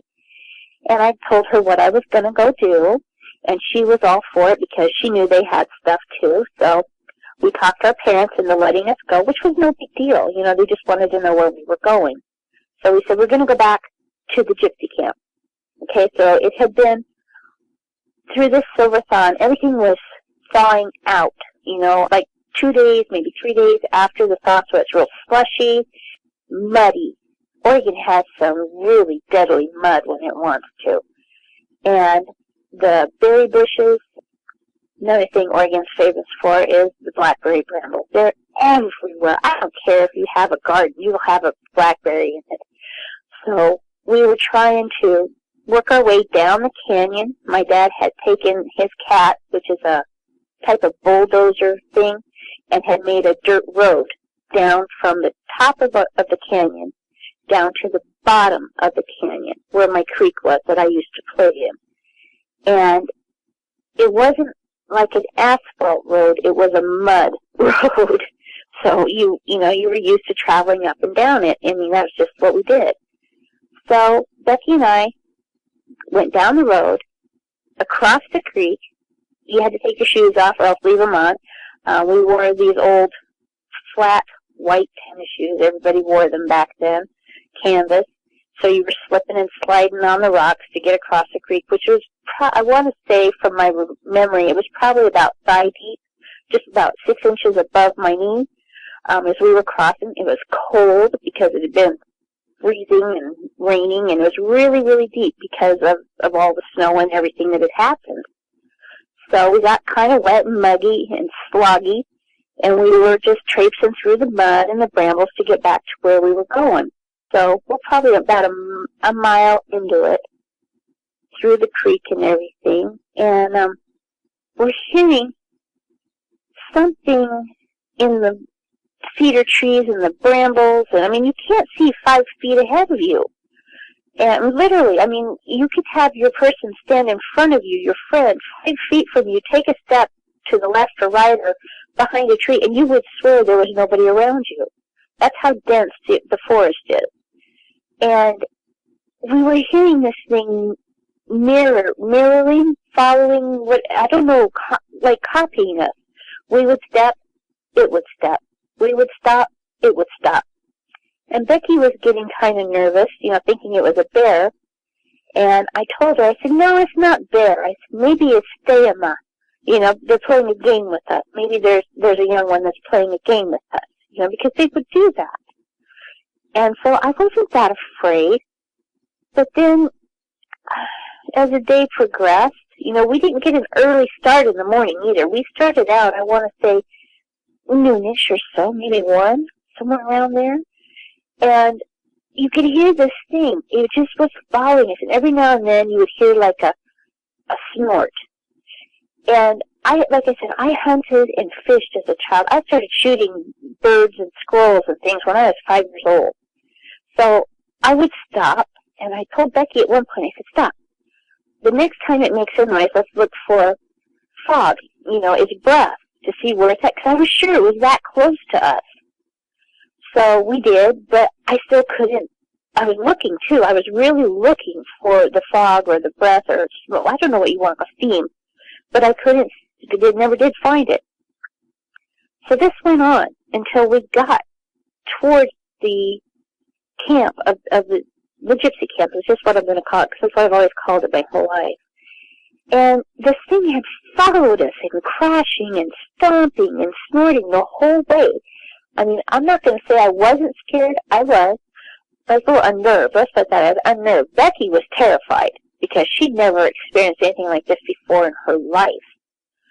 So we got back there, and the men that were in this camp were very rough and tough and just strong people who lived in the woods and traveled and did whatever they wanted to do. So they weren't real fearful of anything. And I remember them asking us, they said, who brought you? And I said, nobody. And they said, well, where's your uncle? Because I always had an uncle who would go back there with me to trade tools or something. And I said, no men came with us. It's just Becky and I. I came to, trade for a radio. And they were so upset with us. I didn't understand at the time until maybe about an hour later, I would say. One of the guys was telling us that it was time for us to go home. Understand, please, I have dealt with these people since I was 5 years old, literally. I would sneak out of my room, climb down my balcony, and go run through the canyon at night. Okay, so they knew me. They had no problem with me at all. They knew I would always come back there and walk the woods at night. They were, they'd tell me go home, but this time they were different. They were really afraid for us. And they kept asking me, are you sure your uncle's not out? Is he hunting? Is he doing something? Where is he? And I said, no, we came by ourselves. And they said, well, did you bring a gun? And I said, no, I didn't bring a gun. I just brought my clothes and this radio, the radio and some money. I said, because I wanted to trade for this radio. So what ended up happening is they actually did have the radio that I wanted. And I traded them, and Becky traded a skirt and some other stuff. And then they assigned one of the guys to walk us home. And it was so strange to me because I'd never had this happen before. Out of all these times, all my whole life basically up to this point growing up, I'd never had them assign a guy, no matter how dark it was, to walk me home. So it really kind of made me wonder what was going on. I mean, it scared me is what it did. It made me nervous. It made me a little antsy. And I felt like, when you're a kid and parents aren't telling you something, but you know something's wrong.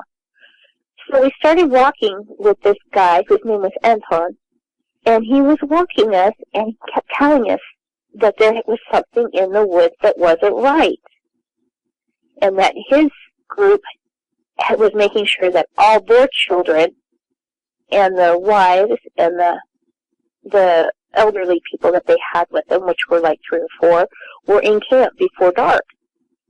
And I thought he was just trying to scare me, because my uncles would do that, from time to time, like give you the warning, there's something out there and it'll get you if you don't go home. And I was like, okay, whatever. I'm almost 12. I know everything. I'm just brilliant, so I know it all. And I'm kind of rolling my eyes and looking at Becky and rolling my eyes, and she's telling us this stuff. Well, we start walking, and I don't know, we've been walking maybe an hour, and maybe 2. I'm not sure by then. I was more interested in the radio, to be really honest with you. I was taking it apart and flipping the mic up to show Becky how it worked, and not really paying attention to Anton. And I started noticing that he was getting really nervous and looking around, and he would stop us, and I was like, finally I remember looking at him and saying, well, if you don't want to be here, go. I can go home. I know how to get home. And he said, no, I have to walk you.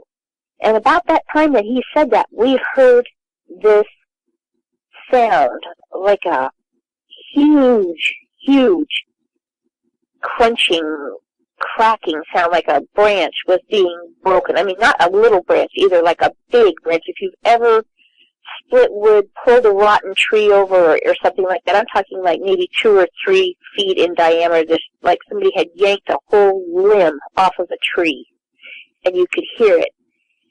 And he froze, and I mean, that gun was cocked so fast, it would make your head spin. And I remember looking at him, and I kind of laughed at him, and I said, stop. I said, stay, Ma. You're in his land. You need to be, you need to stop. And he looked at me and he said, shh, be quiet. And I said, no. I said, it's just stay, Ma.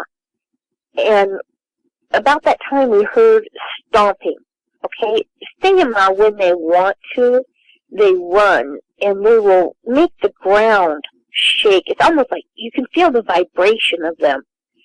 Well, I felt that, but it didn't feel right. It wasn't as strong. So that, in my mind, convinced me that maybe it was a juvenile. So I thought, please. I said, we're just being messed with. I said, I'm going to go home.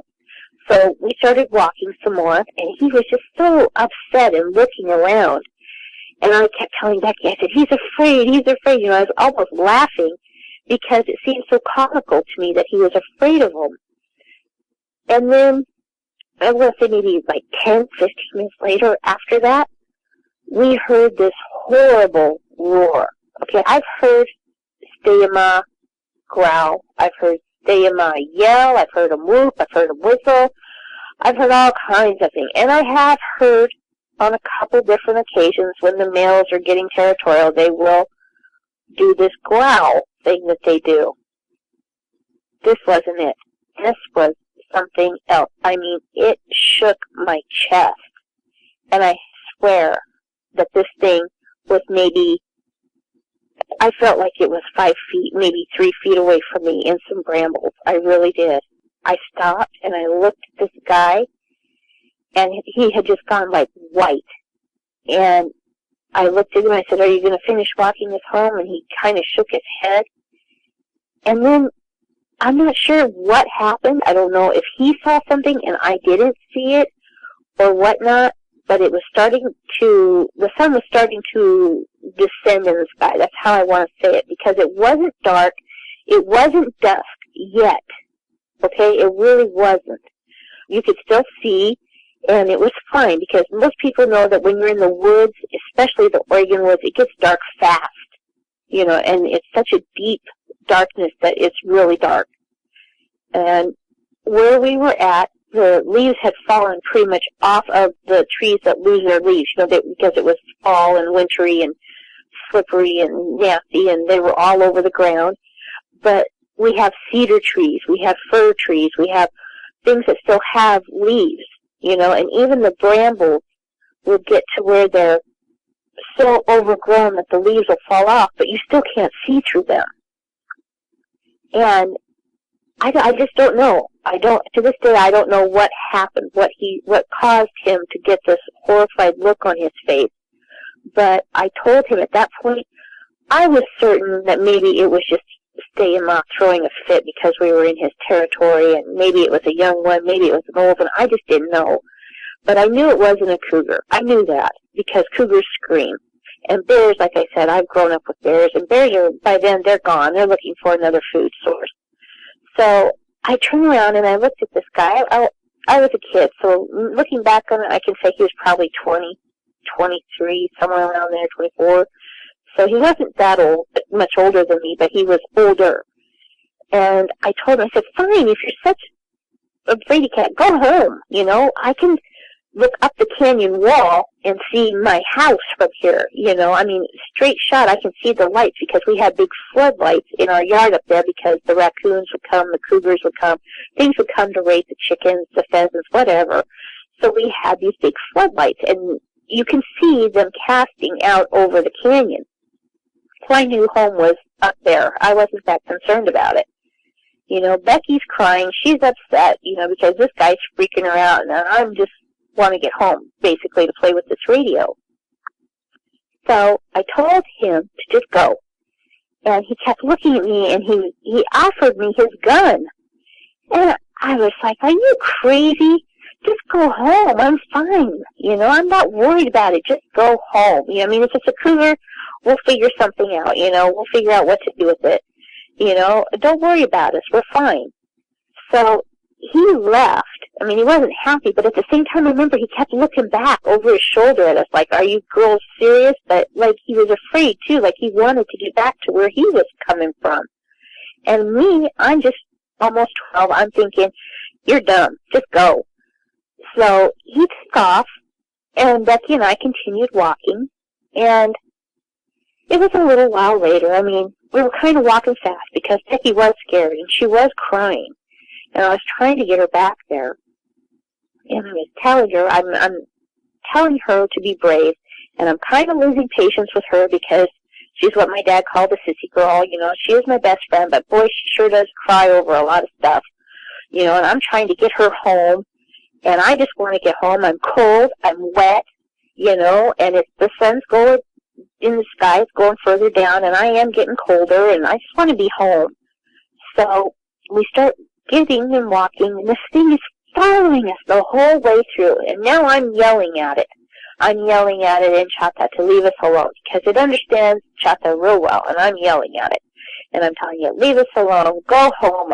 I'm not going to be here much longer. I'm sorry I'm in your place.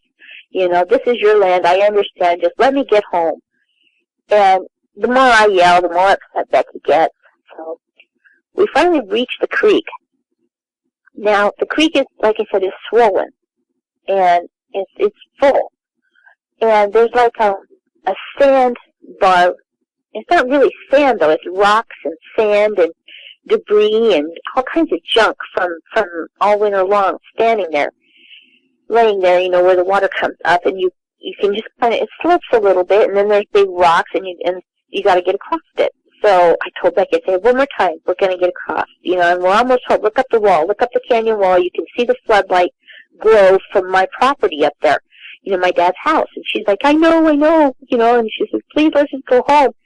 Well, at that point, I decided that Becky was being such a baby that to take this road, this muddy, slippery road, up and around would add time. So I thought, you know, what the heck? We'll just go straight up the canyon wall. Okay, it's not rock. It's not like a rock canyon like the Grand Canyon. It is mud and rocks and brambles and small cedar trees, you know, a couple pine trees. You know, it's just friggin' where my dad had bulldozed through. So you could go up this wall, and then you would be at the edge of my property where my house sat, you know, and looked out over the canyon. So it's a shortcut. You know, and my dad had told me not to do this because of all winter long it had been raining and slick, and you could have a mudslide. You know, you could start climbing up it and fall. But me being 12, I thought I knew everything, so I said, let's go up the canyon wall, and I'll get her out of my hair, get her home, and I can play with my radio. We were about, I don't know, halfway through the creek, maybe, and Becky was crying because the water was like ice cold. and she was trying to hold the stuff that she had gotten. They didn't have plastic bags back then that they gave you in the stores. They gave it to you in a brown paper bag, and she was trying to keep that up out of the water with the clothes in it. And the sun was going down, down, down, and it was getting colder. And this thing had been following us and stomping and roaring, and it was just, my nerves were shot, and we were halfway across the creek, and I was trying to get her across the creek, and I heard this sound, this horrible, growling, rumbling, snarling. I mean, my oldest son tried to make a recording for me once to ask me if this is what it sounded like, and he had taken a gorilla roar and a lion roar and a tiger roar, and into the mix of that, he added the screech of a monkey, and he said, "Is this kind of what you heard, Mom?" And it was very similar, but the only difference is it didn't have the bass to it. It didn't make your bones shake. Anyway, I heard this sound. We were in the middle of the creek, and Becky's ahead of me, and I turn around, and you're hearing all these branches and crunching and cracking. And I'm thinking, oh, crud, there's a steamrock right behind us. I'm thinking maybe it's a male that's mad or whatever, because it's all that's going through my brain is that we've infringed on his territory. Maybe that's the only thing that would make sense to me. But what stepped out of the brambles, I mean, it just tore through those brambles and those little trees that were right there. And it stepped out. And when I say step, it's like it's not on 2 legs. What I'm seeing is on 4 legs. But it doesn't look right. I've seen coyotes. I had never seen a wolf at that point up close except at the zoo. I'd always seen coyotes. And this thing stepped out of these bushes onto the sandy beach thing.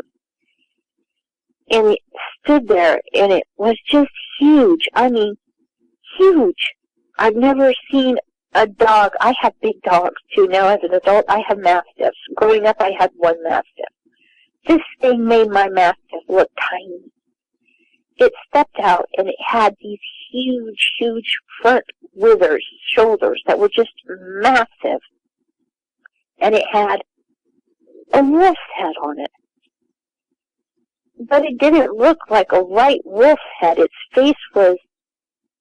head was big, big, big compared to a coyote or a mastiff. I mean, it was so big. And its shoulders were just huge. And I remember standing there, and it just seemed like I could hear roaring in my ears.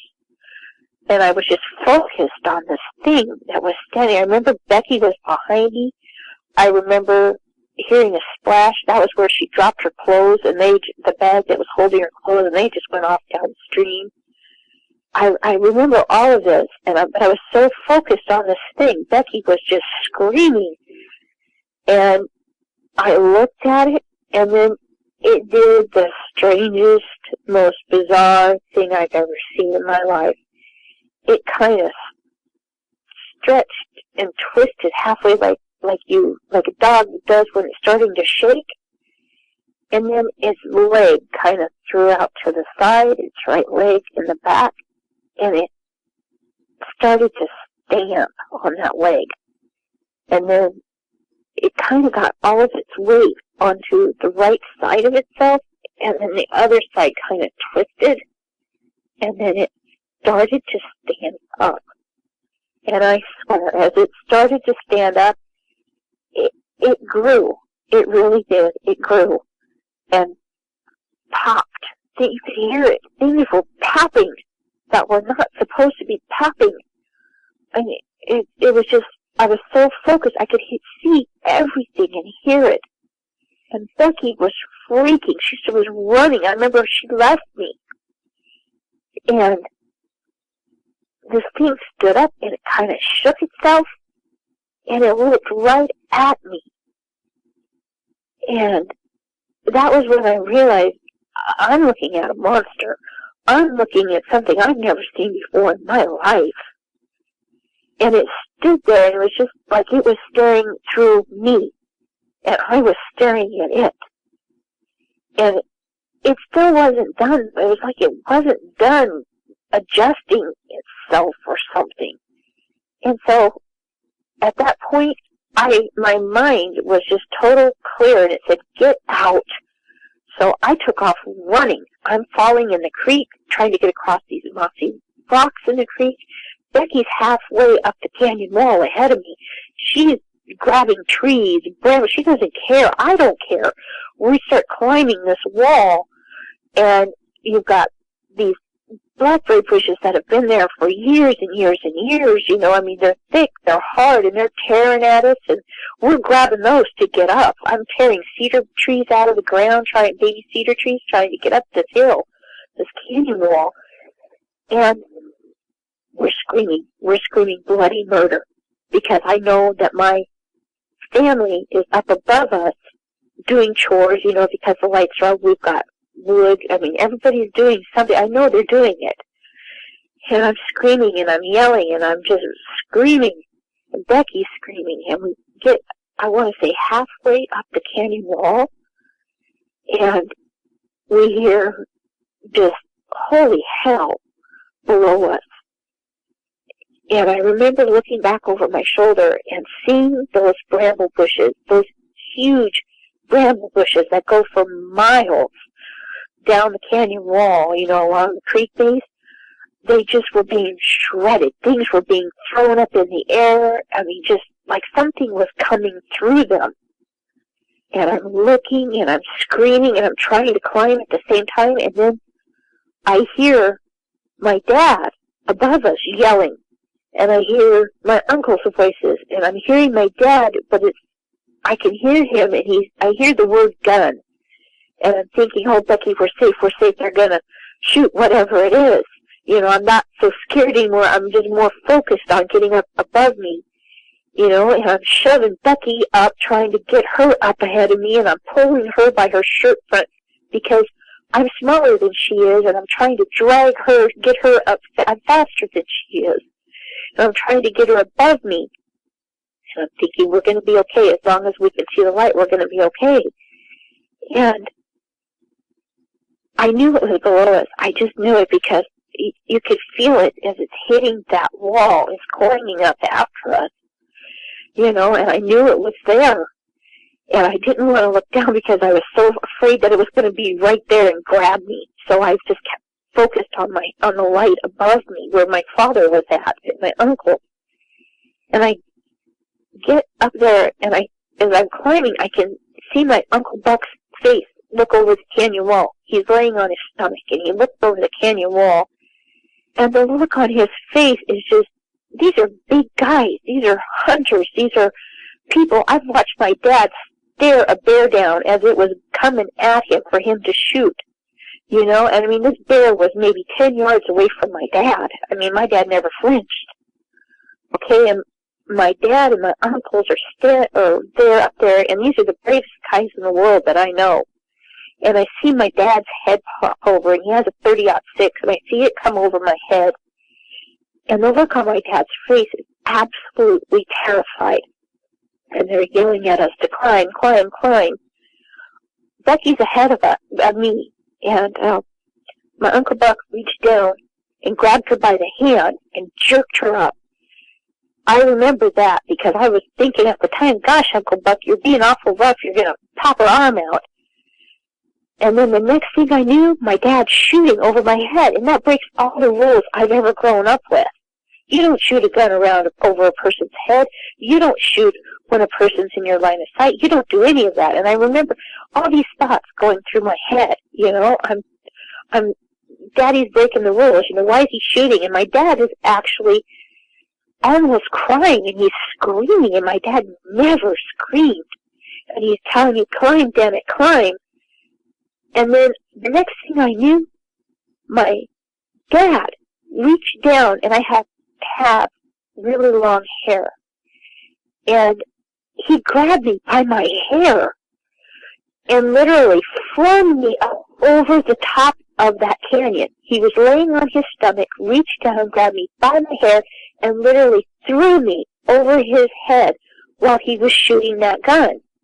And if you know what a 30-06 is, it's a big gun.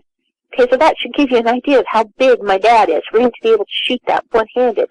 And I was thinking at the time, silly, stupid thought, Daddy, you're not supposed to shoot a gun one-handed. That's dangerous. As I was flying over his head and landing right beside him. And my dad is shooting down the canyon, and he's screaming and he's yelling. And the next thing I know, he's standing up. I've got my uncles around me. They're shuffling me off to the house, trying to make sure they're feeling bones, they're feeling everything. And all I remember at that point is my dad was crying. And he was yelling, "That's not Stayama, that's not Stayama." Because he was looking at it. Him and my uncles were looking at it coming up the canyon wall. And long story short, I was shoved into the house. Becky was shoved into the house. We were taken care of. All the doors were locked. I remember they called her parents. They came, and we, as adults, the adults were in the kitchen talking. And they were all sitting there talking. And I remember crying, and we were told that we weren't allowed to go back to the camp anymore. They didn't know what was out there. And for almost 4 years after that, until I was almost 16 years old, none of us kids were allowed down in the canyon after that. I mean, literally, none of us. We were not, that was a place that was totally taboo. We were not allowed to go down there. They did not care what was happening. We were told that there was something out there that was not nice and would kill us.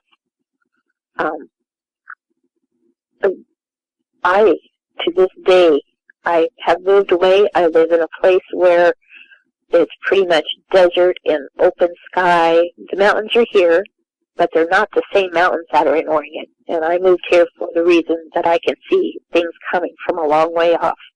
I have since learned what this being is, what my people call it, and what we believe it to be, but I don't want to interact with it ever again. I'm sitting here shaking like a leaf while I'm telling you this because the story is terrifying to me. I've remembered so much that I've told my children, all growing up, the story, and to make sure that they are aware of what's around them when they're in the woods. But I don't ever want to run into one of these things again. It's scarred and traumatized me for life.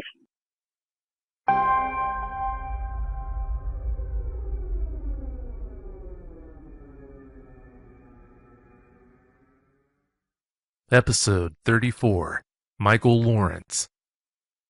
It was my first backpacking trip. We were all together as a Boy Scout pack. We were all young Boy Scouts. We just got into Boy Scouts and graduated into Boy Scouts. I think we were tenderfoot at the time. So our scout leader took, 5 of us, I think it was, out to the Goat Canyon Trestle.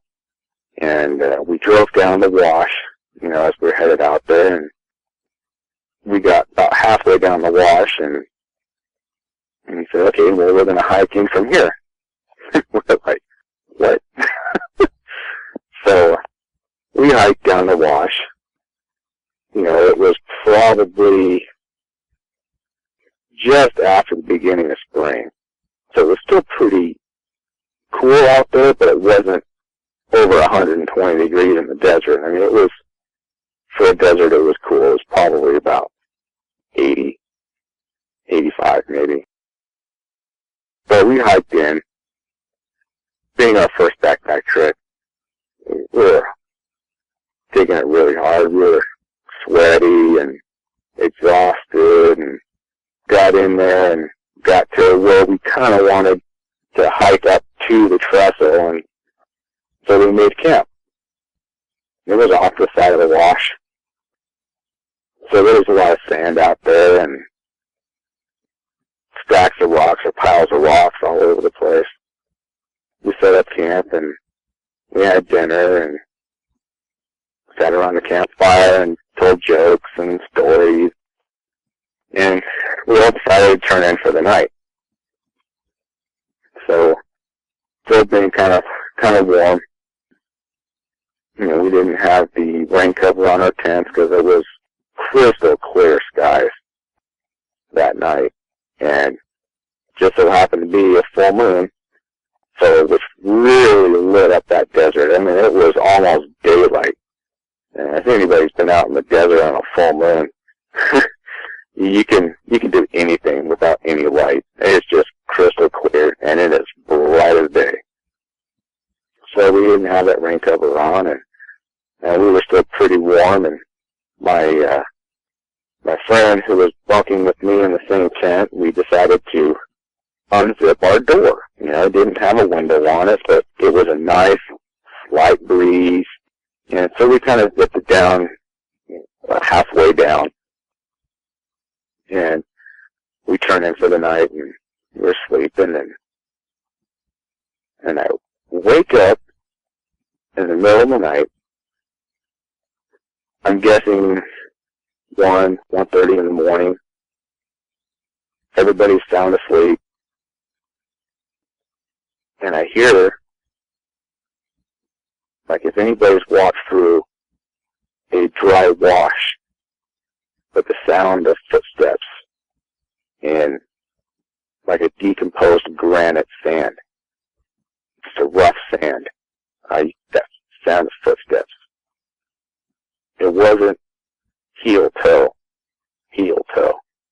It was more of a through the sand. And they were broad steps. Like they were large steps. I hear it getting closer. I couldn't make out what it was. First time I've ever been out in the wilderness. I was 15, I think, at the time. 14, 15, something like that. So I'm trying to think what it was, and then I thought maybe one of the scouts or my leader was out going to the bathroom and just walking back to his tent. But then it kept getting closer and closer, and I can hear a deep, like sniffing sounds. But they were deep, like they were massive lungs. And I'm starting to get terrified. And so I'm not making a sound. I'm laying there stiff as a board. And then all of a sudden, I hear one more step closer to my tent, and then just inches away, my head is laying against it towards the back of my tent. Inches from my head, probably 5 inches, 6 inches. Side of my tent goes, and I can feel the back of my tent just pressed down on the back of my head. I'm terrified. And I'm sitting there, and I can hear it sniffing. I look up. As I look up, I see this thing lean over my tent and look down right at my face. He is standing right above me.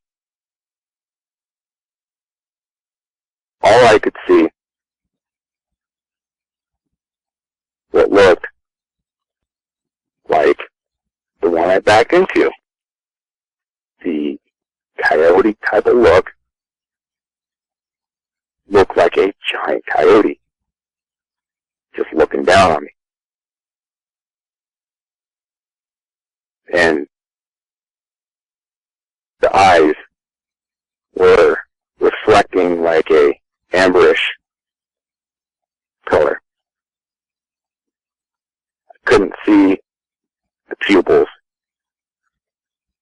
but as I was looking around, I could see its eyes moving around. It would kind of turn its head a little bit and sniff around. It would move its eyes around, and I could see it reflecting the moonlight. And it's looking down on me. The look on its face was more of a what are you doing here? Like, what is this? Curiosity type of look. And I'm staring at it and staring at me.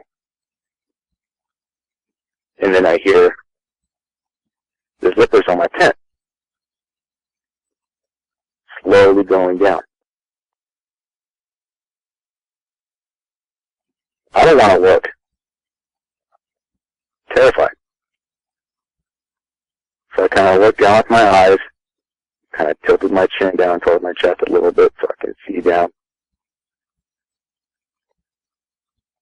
I saw these hands that weren't people's hands. They were lanky, long, thick fingers. Almost like a mixture of if you were to take a wolf's paw and stretch out their toes and make them like fingers.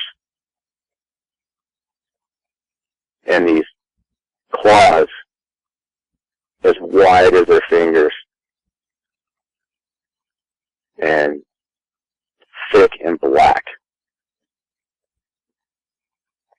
Pulled down my door on my tent.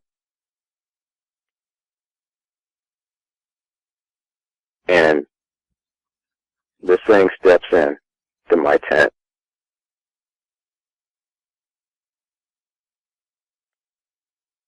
It's kind of like it looked a little bit like the bigger one, but it was small. It had the look of a pup. You can tell a full-grown dog and a pup. And it had that younger look, like it was a pup. If this thing were to stand up,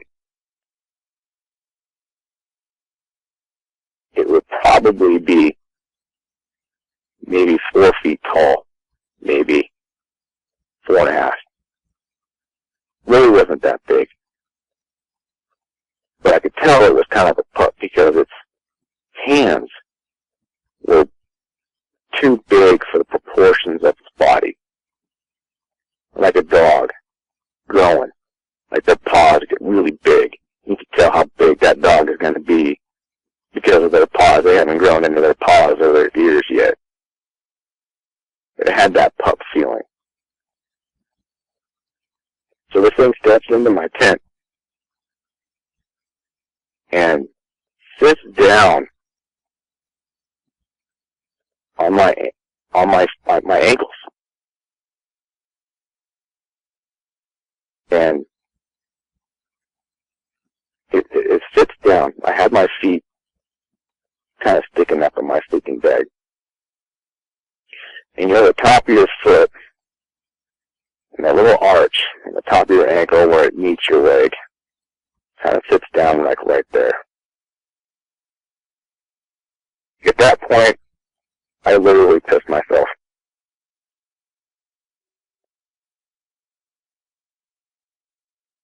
It sits down on my ankle, and I can feel it reaches up, and it grabs my shin. I can feel its hand reach around my leg, just below my knee, above my calf, on my shin. Not a heavy grab, just a light grab as kind of a support. And I look up at the big one, and it's kind of looking down at me as, don't you dare do a thing. Don't you move. And it had that serious look, like, don't you dare move. And this thing is sniffing around my tent. And I look down, and it leans towards me. Its weight was so perfectly distributed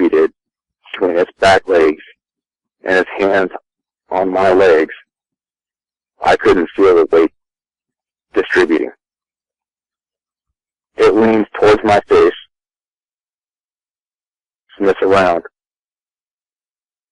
I see it open its mouth, and its tongue starts to come out, and I close my eyes, and it licks me right in the face. I don't know if I gasped. I don't know if I flinched or jumped.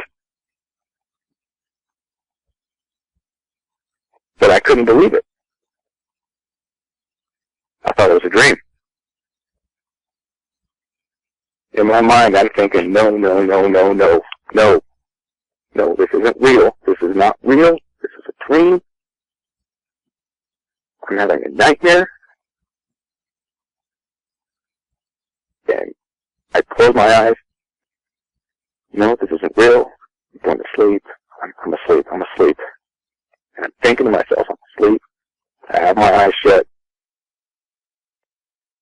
And I open them. It's still there. I'm not asleep. That really happened. My friend was laying next to me. He rolled over, just like you do in the middle of the night, just kind of rolling over, and I think it startled him. The thing jumped back out of my tent so fast, it never pushed off my legs. It just used its hind legs and jumped back. Didn't hit my door, didn't hit my tent, landed outside my tent. I look up, the big one looked at me, turned, and ran up the hill behind me. Behind us, there was a little tiny hill with just granite rocks. I heard it take a couple steps, and I can hear its claws just dig into that granite as it was climbing over those rocks to get away. It was gone. I looked at my tent, and the small one kind of just sat there for a second, just staring at me, and turned and walked away on all fours, just like nothing had ever happened. Being in shock, I never slept a wink that night. I stayed up all night long. Never heard anything again. Never saw anything again. But when everybody started getting up, getting ready for breakfast, the other scout that was sleeping in my tent with me, and he woke up, and I asked him, "Hey, did you see that last night?" And he said, "See what?" I said, "Did you see that coyote or something come into our tent?" He said, "What?" I said, "Yeah, like a coyote or something came into our tent." And he's like, "Man," he's like, "You're dreaming." I was like, "No." I said, "Yeah, look at the door."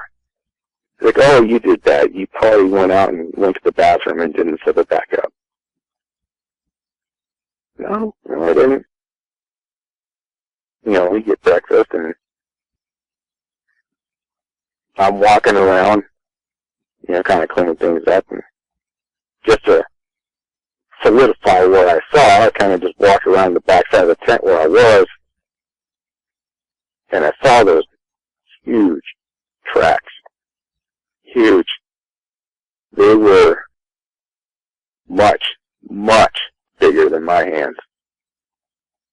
Probably about 3 times the size of my hands. My hands fit right inside that track perfect. I did see what I saw. And I told my scout leader, I said, "Hey," I told him what I saw. And he told me, "Well, like, are you sure? Because there's no such thing as anything like that. There's nothing that big. This is your first time camping away from home and backpacking. You were probably exhausted. You were dreaming. It wasn't real. That didn't happen." wanting to believe that, I think in some way I convinced myself that it really didn't happen until my second sighting.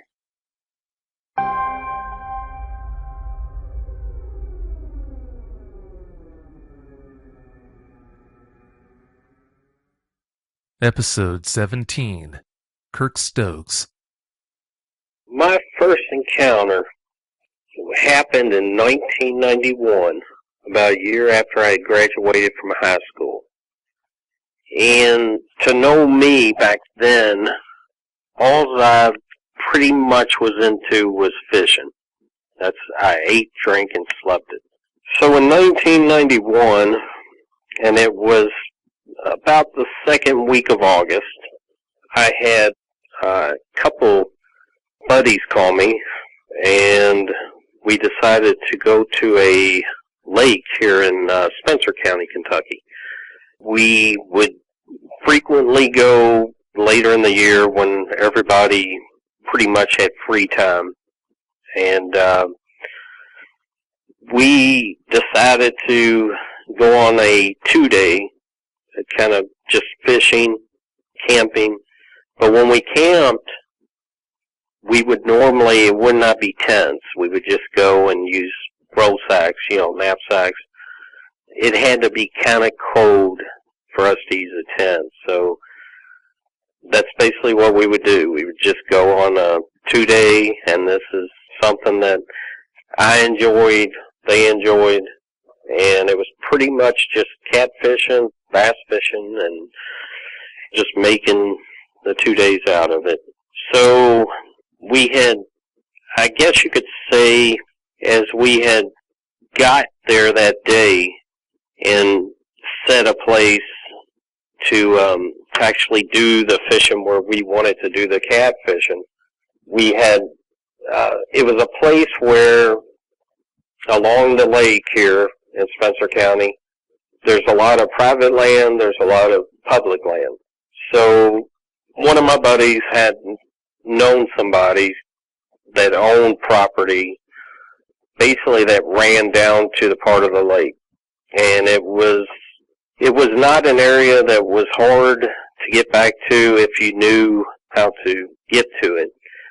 I would say when we got down to the place where we were going to camp and fish, me, myself, and my 3 buddies had got set up for the day for fishing.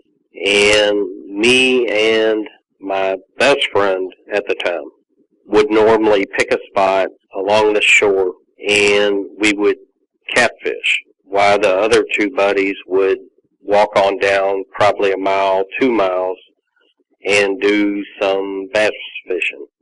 And if the bass fishing turned out to be good, then we'd move and go join them. Well, in this time, as we started catfishing, which you don't do a lot, you just, throw out your bait and you sit and you wait, I started noticing things behind me up in the woods as it's sloped on both sides. So the woods are deep, and the woods that we came through are deep. So as we sat in the first probably 4 hours, I kept having pebbles thrown. And at first I thought it was my buddy Jim. I just kept asking him, Jim, cut it out. This is, it's getting old. Well, he told me he wasn't doing that. So as I kept fishing, we were fishing, it kept going on more. I kept hearing more and more stick breaking. To me, it sounded like deer. I passed it off as probably deer at this time in the year up there. So as we probably finished up, as it was getting darker that day, and we didn't do that bad in the fishing department, everybody met back up to the place that we were camping out. As we started getting setting up for the night, because we were planning on staying there and doing one more day of fishing, we all, at this time, we didn't build fires normally. We would have lanterns. It wasn't really cold enough to have a fire, so we really didn't mess with it in August. And with me, I usually carried a bunch of tackle, and I usually had 2 big boxes of fishing tackle, and I usually had about 10, 12 poles. And I had quite a bit of money invested in these things because that's all I did. As it got darker, I first noticed the breaking again in the dry wood and the dead wood, everything in there.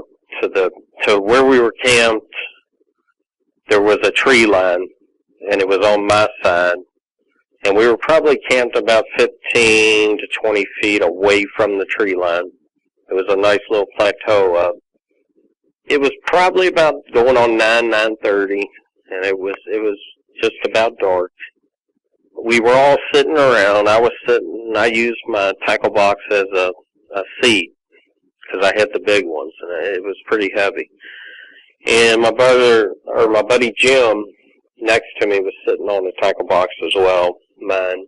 And the 2 other guys that I knew, they were sitting, I think, in the pull-out chairs or something like that. And we were all sitting there and just kind of how young guys do, joking around and laughing and cutting on each other. I had heard a crash, and I've been out, like I said before, many times where you would hear where you would think you would know it was deer making runs. But this crash at this time, and I'll remind you, it was pitch black except for the lantern they had. The sound that came from as I was hearing it from my right ear, it was as loud. It sounded like a bulldozer coming through that area. And at this time, I kind of, when everybody looks at each other and nobody wants to say nothing because they don't really, I guess, want to tell you they're scared. But I know personally I was getting a little worried. The next thing I knew, after the sound where it sounded like a bulldozer running through there, it sounded like whatever it was had come right to the tree line. And at this time, I always carried a little flashlight. I pulled out the flashlight and made a run on the trees. I didn't see nothing. I did another quick run, and bam, this was we were about, like I said before, about 15 to 20 yards away from the tree line. But as I shot the flashlight the second time, I caught what was the most ferocious looking face of a canine. But it was, I only saw one side of the face. It would be my right looking at, I guess, its left side of the face. And it was looking down on me. And what I remembered most in that time when I hit it with the flashlight, the eyes on the left side, I only saw one eye, but it was like a cow's eye. And the eye was set back, way back, on the side of the head. And the teeth were defined. I mean, it was canine. And in that instant, the only thing that I knew was, instinctively, was run. So in that short period of time, I got up, forgetting about the tackle box behind me. I tripped right over that. It just fell right on my back. That's when I guess I went into full paralysis, panic attack, or from what I know now. And laying on the ground, just waiting for this thing to come out. Just waiting for it to come out. And it seemed like forever.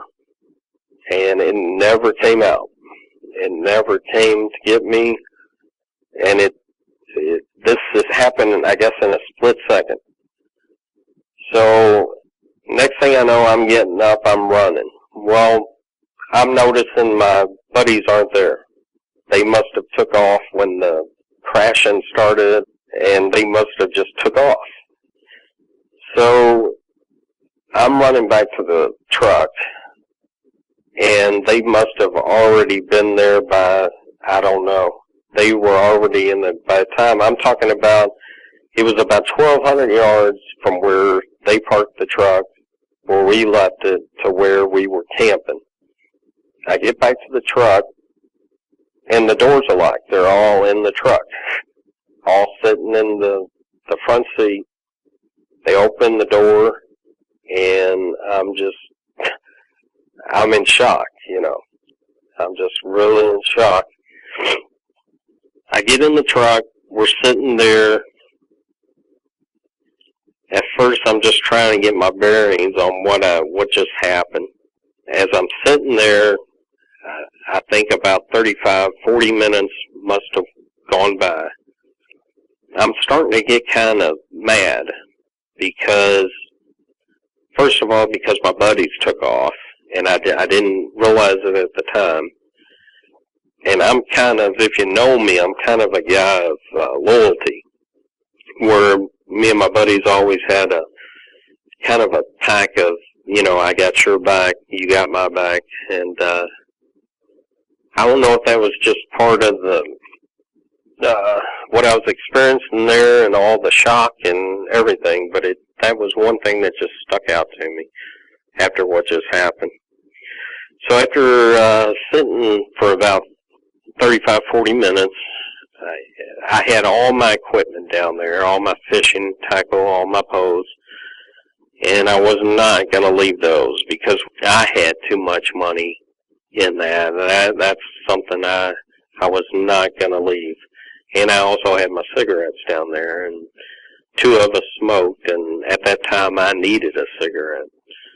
So I went back and took another flashlight, and I also took a 12 gauge that they had, one of my buddies had, because they did not want to go back down there.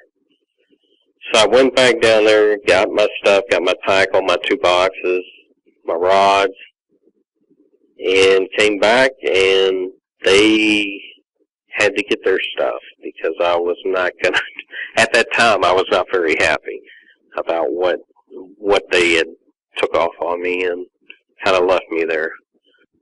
They eventually went, got their stuff. I waited at the truck, and pretty soon we decided to just head on home. And on the way back, we didn't talk about it. Everybody was really silent. And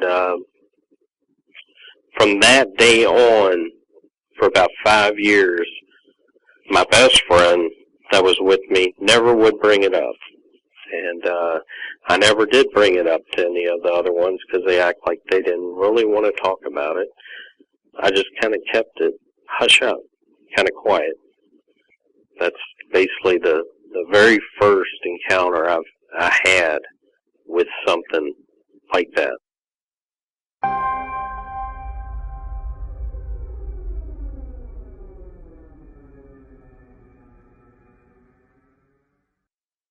Episode 40, Lisa. My stepson had gone out to use his mobile, which you could only use out near the shed where we used to park the cars. It's a big shed. He was on one side of the barn. My husband was standing outside, on the veranda, not outside, on the veranda. He was looking straight at Kevin. He could see this dog man coming around from the back of the house. Kevin was at the front of the barn. There was the house, the barn. Kevin was standing in front, and this thing was coming, like circling around from the back. It was night time. we had all the lights on because we had big spotlights out there. Kevin was talking on the phone, and he was one side of the barn and the dog man was the other. My husband was yelling out to him to get inside, very panicked. He had a panicked sound to his voice, and that alerted me. And I've looked out the kitchen window, which you look out the kitchen window and you're looking at the barn to the side. My husband repeated again, Kevin, look behind you, get inside. And as he said that, he's come inside, he's locked the door, bolted the door. Kevin's looked behind him and started running because by then he could see it. And he's come in the side gate and he knew that we would have bolted the door, so he's come for the window, which I had open to come in, like it was a big window. He's jumped through the window, I've slammed the window shut and locked it, and I was face to face with it. So I copped the full brunt of that one. Because it was the eyes. It was so close behind him. It was incredible. The window would have had to be about 6 foot off the ground again. And it was looking straight at me through the window. And well, I've no hesitation in saying if it had got in, we would have all been ripped to pieces. That particular one that I saw up close, it was black. It had black fur, the shape of the ears, like what I've seen on documentaries of wolves, because of course we don't have wolves over here. It was a different thing again to the first encounter that I saw. It was totally different. It had the mane, like a big wolf's mane, big shoulders, but it was mainly the eyes that got to me. It was, yeah, it was the eyes. That's mainly what I noticed with it, was the eyes, the eyes, the intelligence and the intent and the rage that it had in its eyes. Because once you've looked it in the eye, it seemed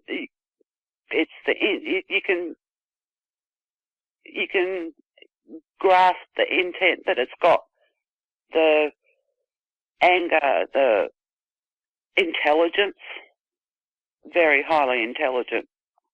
I don't care what anybody says. These things are intelligent.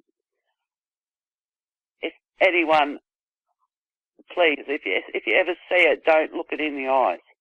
Please.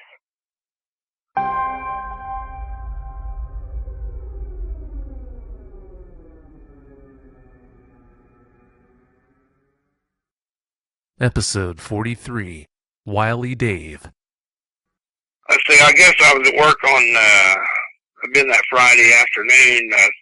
He was actually getting along just about deer season, you know. It was actually bow season.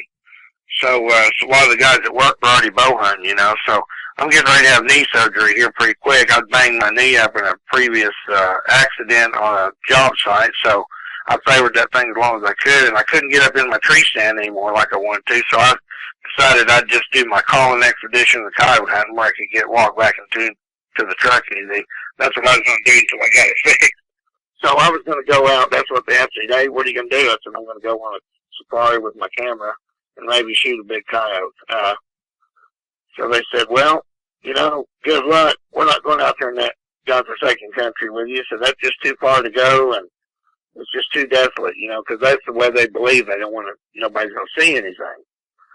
So I got my stuff ready on Friday night, and I usually leave out early. I can drive there in about 3 hours, 3.5 hours. So I come home, got my things ready, got a little sleep, got up about 1:30 in the morning and headed out. And it's just a long, dark drive out there, headed west, you know, till you get into the country. So at daylight, I pulled into a stand and got my pack out, got my camera out, and the goal was to call as many coyotes to the camera as I could and get some good recent photographs, because some of the ones, if you publish these photographs in magazines, people that read magazines or look at them a lot, they can say, well, I've seen that picture before. So you want to try to get new stuff all the time or a different coyote if I want to do any more magazine work. So I want to have build a new stockpile of fresh pictures, you know, when I start writing again. So I was getting everything ready, got it all set up, went to my first stand, and the first stand I called in about 2 or 3 coyotes on the stand, and had them come really close to the camera, and I got good pictures, kept them there for a few seconds, and they cooperated really well. They posed really good for me, so I got some good photographs.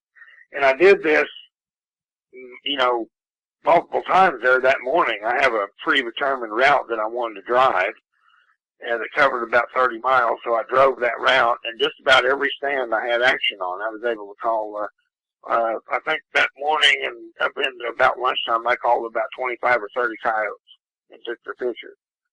So not everyone cooperated where I could get full body shots of them, but I got really good pictures of most of them. And the plan was to start back out of the Kansas line and come down and make a circle around through the river bottom and call a couple of places there towards the evening that I'd called in years past that had produced some big coyotes.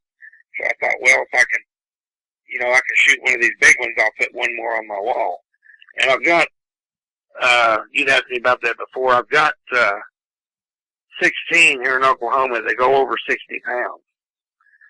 And the big ones I try to keep. And if I'm going to shoot one that time of year, I want him to be a big one. I won't shoot a small coyote or a medium-sized one. I've killed over 10,000 of them. I don't have to kill one just to kill it. So I was looking for a big one, you know. So I stopped at a pump jack and ate a sandwich and just turned the radio on in my truck and just kicked back and was listening to the radio, and had a couple of hours to kill till the sun got over to where I figured it was about right to start hunting those other stands.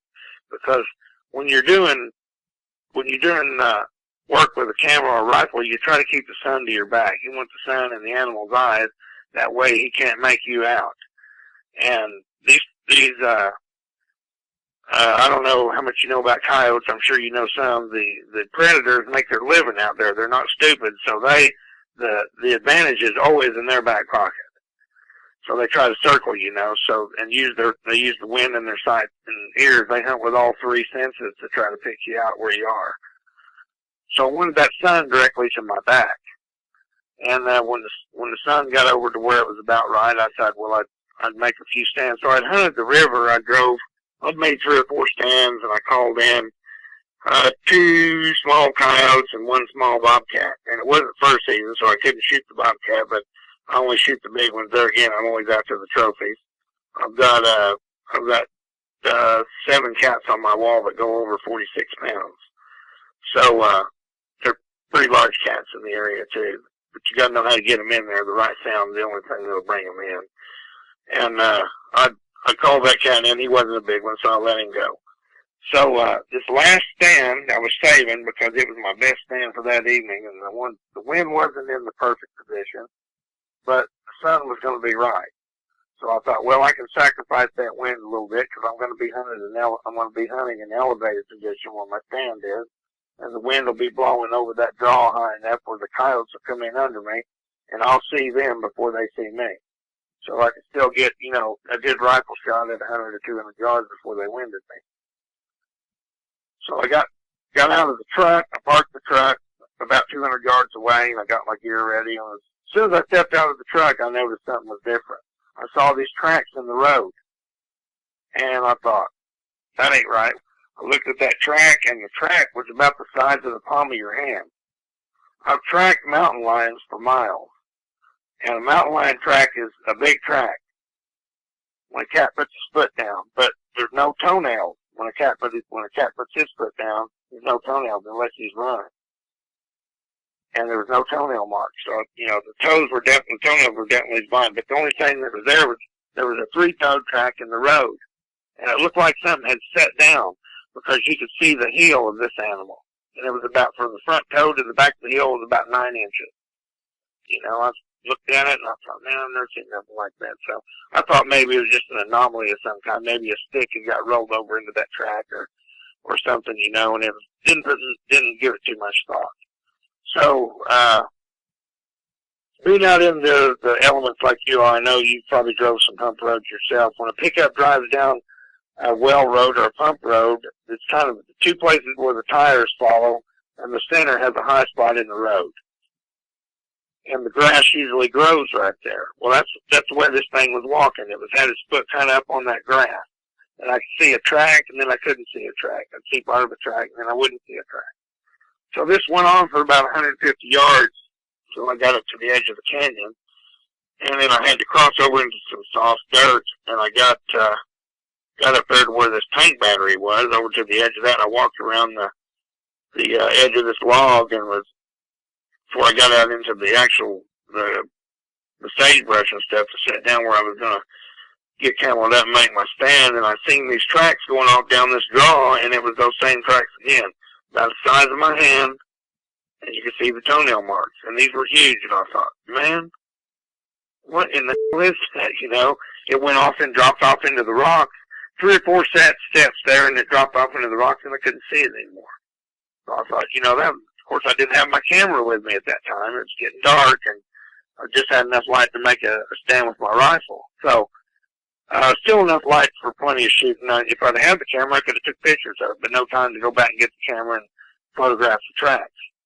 So, I went ahead and set up, got my shooting sticks out, got my pack off, and got it set down, and the rifle I was hunting that day was with the rifle I took with an AR-15, and it's a heavy barrel, what they call a sniper version, a heavy barrel rifle. It's a stainless barrel, 20 inches long, very accurate gun for a 223, and had a really good scope on there, and it's one of the best ones you can get, Night Force, 315 power, and I had two different scopes that I put on there, back and forth, and then swap them around. I've got several different scopes. I think that day I had the Boston long one of the military. That's right, I did have it on there that day because I took it off the night before and sighted that rifle in. That's right, I did have the Boston long one there that day.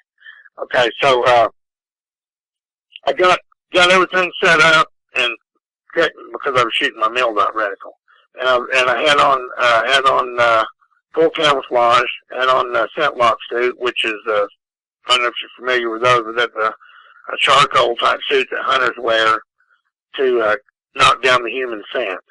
And I always spray down with a scent spray on top of that just for extra measure. So full camouflage, scent lock suit, you know, full camouflage. There was no way that the animal could have seen me, and the truck was totally concealed from that position. So I got my call out, got everything set up, and I glassed the area for about 2 or 3 minutes to make sure there was not a coyote standing out into the draw. I didn't want to blast him off the prairie, you know, or scare him off with too loud of a series when I first started out. So I set the binoculars down, loaded my rifle, and got my call, and I made my first series. And this call that I'm talking about is one that I had made. It's a special call that I built, and it's actually the first time that I'm trying it out. It's a totally new sound. So, keep in mind the wind's to my back, a light wind about 3-4 miles an hour from the north, and I'm facing to the south. And I made the first series of the call, and about 30-40 seconds on the call, and I waited and slowly glassed the canyon, and I couldn't see anything. And this draw that I'm hunting goes up into a big curve. It's a big dry, what we call a dry wash, and it goes up into a big curve. It goes around there for 3/4 of a mile. And I waited, didn't see anything, so I took another breath, and I started in on the second series of the call. Made another squalling sound. And about halfway through that series, I see something black coming out of the shadows and down on the lower part of the canyon. And when I first saw it, I thought, what in the was that? A black bear. That's what I thought it was, because it was the same size as a bear. At that distance, I thought, what the hell is a black bear doing this far from the Rockies? Because we've never seen any bear tracks there. I've never heard of any ranchers seeing a bear or anybody even reporting one that far east, you know. So I just could not believe it was happening. I thought, well, this is going to be a first. So I waited and didn't make any more sound, and it stopped.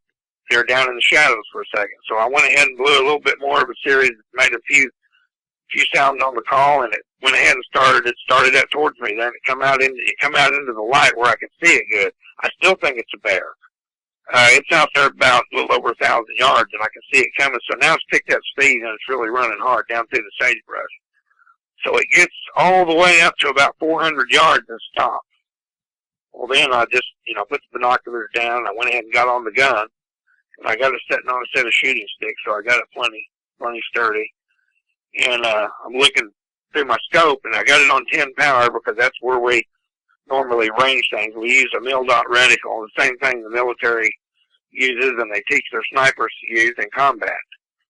And, of course, we got laser rangefinders and all that stuff, but it's just quicker to use. If you're already on the scope, you can, less movement, you can just go ahead and use the mil-dot. So that's what I was using. And when it got to 400 yards, it stood up on 2 feet. And that's when I kind of, you have that you've had those feelings where it just kind of goes over you, what the, and then I had to look again. So I looked through my scope and this thing's standing on 2 feet. It ain't no bear. It don't look like a bear. No bear's that tall. This thing was 8 foot tall in the reticle. And I ranged it twice to make sure. Make sure I had my reticle set exactly on 10 power so I could get everything to the right mil rating that I wanted. It was 8 foot tall. So I just couldn't believe what I was seeing. So I looked at it, I slowly cranked the scope up on 24, and then I looked at its head, and that's when I really got psyched out. This thing had a dog snout. It looked like a dog in the face. It had a dog's nose. The head was massive. It was just a huge black head. I could see the eyes. The eyes were not really big, they weren't just massive eyes, maybe the size of a bottle cap or a marble or something. But I could see that animal's eyes. I was looking right into his face on that 24 power, the 24 power setting on my scope. And I could see the wrinkles in his nose. But what really shocked me was it had these ears that were about 4 inches tall on each side of his head. It looked like a Doberman pinscher. And those ears were flicking back and forth. They were moving. He was looking for the sound of that call. He was looking where it come from. And Vince, I'll tell you, I don't get rattled very easy. I'm a trained shooter. I know how to shoot a rifle. I've got a lot of experience. I don't get buck fever. I don't get excited. I've made some great shots on coyotes at long distance. And this thing, it had me shook a little bit. The hair actually stood up on the back of my neck. My heart was beating fast, and I normally don't get that excited. But I knew something was not right. I thought, man, I've never even smoked dope, and people with the smoked dope would pay to see this. So it was definitely a weird deal. I thought, man, I have to get myself together here. What am I looking at? And so I looked again. I turned the scope back down just to make sure I wasn't seeing things. I turned it back up, same thing, but I could see the ripples in that nose, and then it snarled a little bit, and I could see its front fangs. It had front fangs and it had bottom fangs. Not like I've done some research, and it's not like people say, well, did it look like a boar's head or a pig? No, it was not a pig's nose. It was not pig fangs. It was canine fangs and a canine nose and snout. It looked exactly like, people said, well, did it look like this? It looked like that. I said, I'll tell you what. Watch the movie Van Helsing, and you'll see what it looked like. Only this one was solid black. And that's what I saw. That's exactly what I saw. And I was totally freaked. But the thing about it was, I didn't know what to do. At first I thought, man, the size is what shocked me. The shoulders were probably 4 feet wide. It looked like a Sasquatch on top. Wide shoulders, huge, massive forearms. The hands, it wasn't dog feet in the front. It was hands like a man. You could definitely see the defined fingers. These hung down below the body, and this thing was kind of bouncing on its back feet, moving. And you could tell it was hands. And it was looking from left to right. And I didn't know. I thought, well, if he starts this way, I'm not going to shoot him at 400 yards. But if he starts this way, what am I going to do? So in Oklahoma, we're not allowed to carry more than 5 rounds in an automatic rifle in the magazine, in the AR or any Mini 14 or any kind of automatic fired weapon. So the state law reads that in the regulations. So most of the guys that I hunt with, we all try to go by. I have game warden friends and stuff. We all try to go by the state law and do what they say for us to do. So I had 5 rounds in the gun. So I carry an extra 20-shot magazine to keep my extra rounds in. Well, I just took that 5-round magazine out and laid it on the ground. I put that 20 in. So that gave me 21 rounds because I already had one chambered. And I figured, well, if this thing rushes me, I'm going to have to wait till it breaks 100 yards before I can do any damage, because the AR-15 with a 50-grain varmint bullet in it's not going to, at 400 yards, it's not going to have the penetration that I need to hurt it bad enough to kill it. So I knew that I was in trouble if I had to shoot it at 100 yards. That was going to be it. I only had 20 rounds. I normally carry a 1911 with me, but I didn't have it on that day. It was back at the truck. It was in the truck, but it was back in the holster in the console. So I didn't have it on because I didn't think I was going to need it. But I knew I had 20 rounds, and all I could do was wait until it broke 100 yards and start giving him the whole magazine, and hopefully it would knock it down and kill it. But if it didn't, I knew I was going to be in trouble. But I was definitely worried about that because I knew that the rifle I was shooting did not have the knockdown power at 400 yards to take care of business. When you see something like that, I mean, you think, I wasn't even thinking about that movie Van Helsing or any of that stuff at that time. I wasn't thinking about any of that. I was trying to think about, what am I going to do if this thing don't die when I shoot it with this AR-15? I mean, I know what that gun will do at 100 yards. I mean, it'll kill, you could probably kill a hog with it at 100 yards. You got enough firepower to do it at 100, but not 400, because the bullet only leaves the muzzle at about 3,100 feet a second, and it don't get faster. It dies off out there the farther it goes. But a 50-grain bullet doesn't have the inertia to carry the energy to do anything really significant to an animal that size. This thing was the size of a Sasquatch. It had huge shoulders, big forearms, and the chest was massive. And then it got down to the waist part of it, and the waist down towards that part of the body was still bigger than anything you'd want to see. But the legs is what I couldn't believe, is how the legs went down just like a dog. It was standing on like a dog's feet. I could see the whole body up and erect, and I thought, I mean, it was 150 yards to the truck, and I got a bad knee. I got a banged up knee. There ain't no way I'm outrunning this sucker. I ain't gonna be able to hit him with a gun when I'm done. So, I mean, if 20 rounds don't do it, I'm probably gonna become thinner. So, I mean, this thing was real. This wasn't a figment of the imagination. It was the only time that I've ever been to where I was actually didn't know what I was going to do. I mean, I knew that I couldn't run. I knew I was going to have to hold my ground. It's kind of like one of them deals in the military, I guess, where you got so much ammunition, you're fixing to be overrun. So this is it, do or die. What are you going to do? You're going to have to hold your ground. There's nothing. You can't go anywhere. You got to take care of business.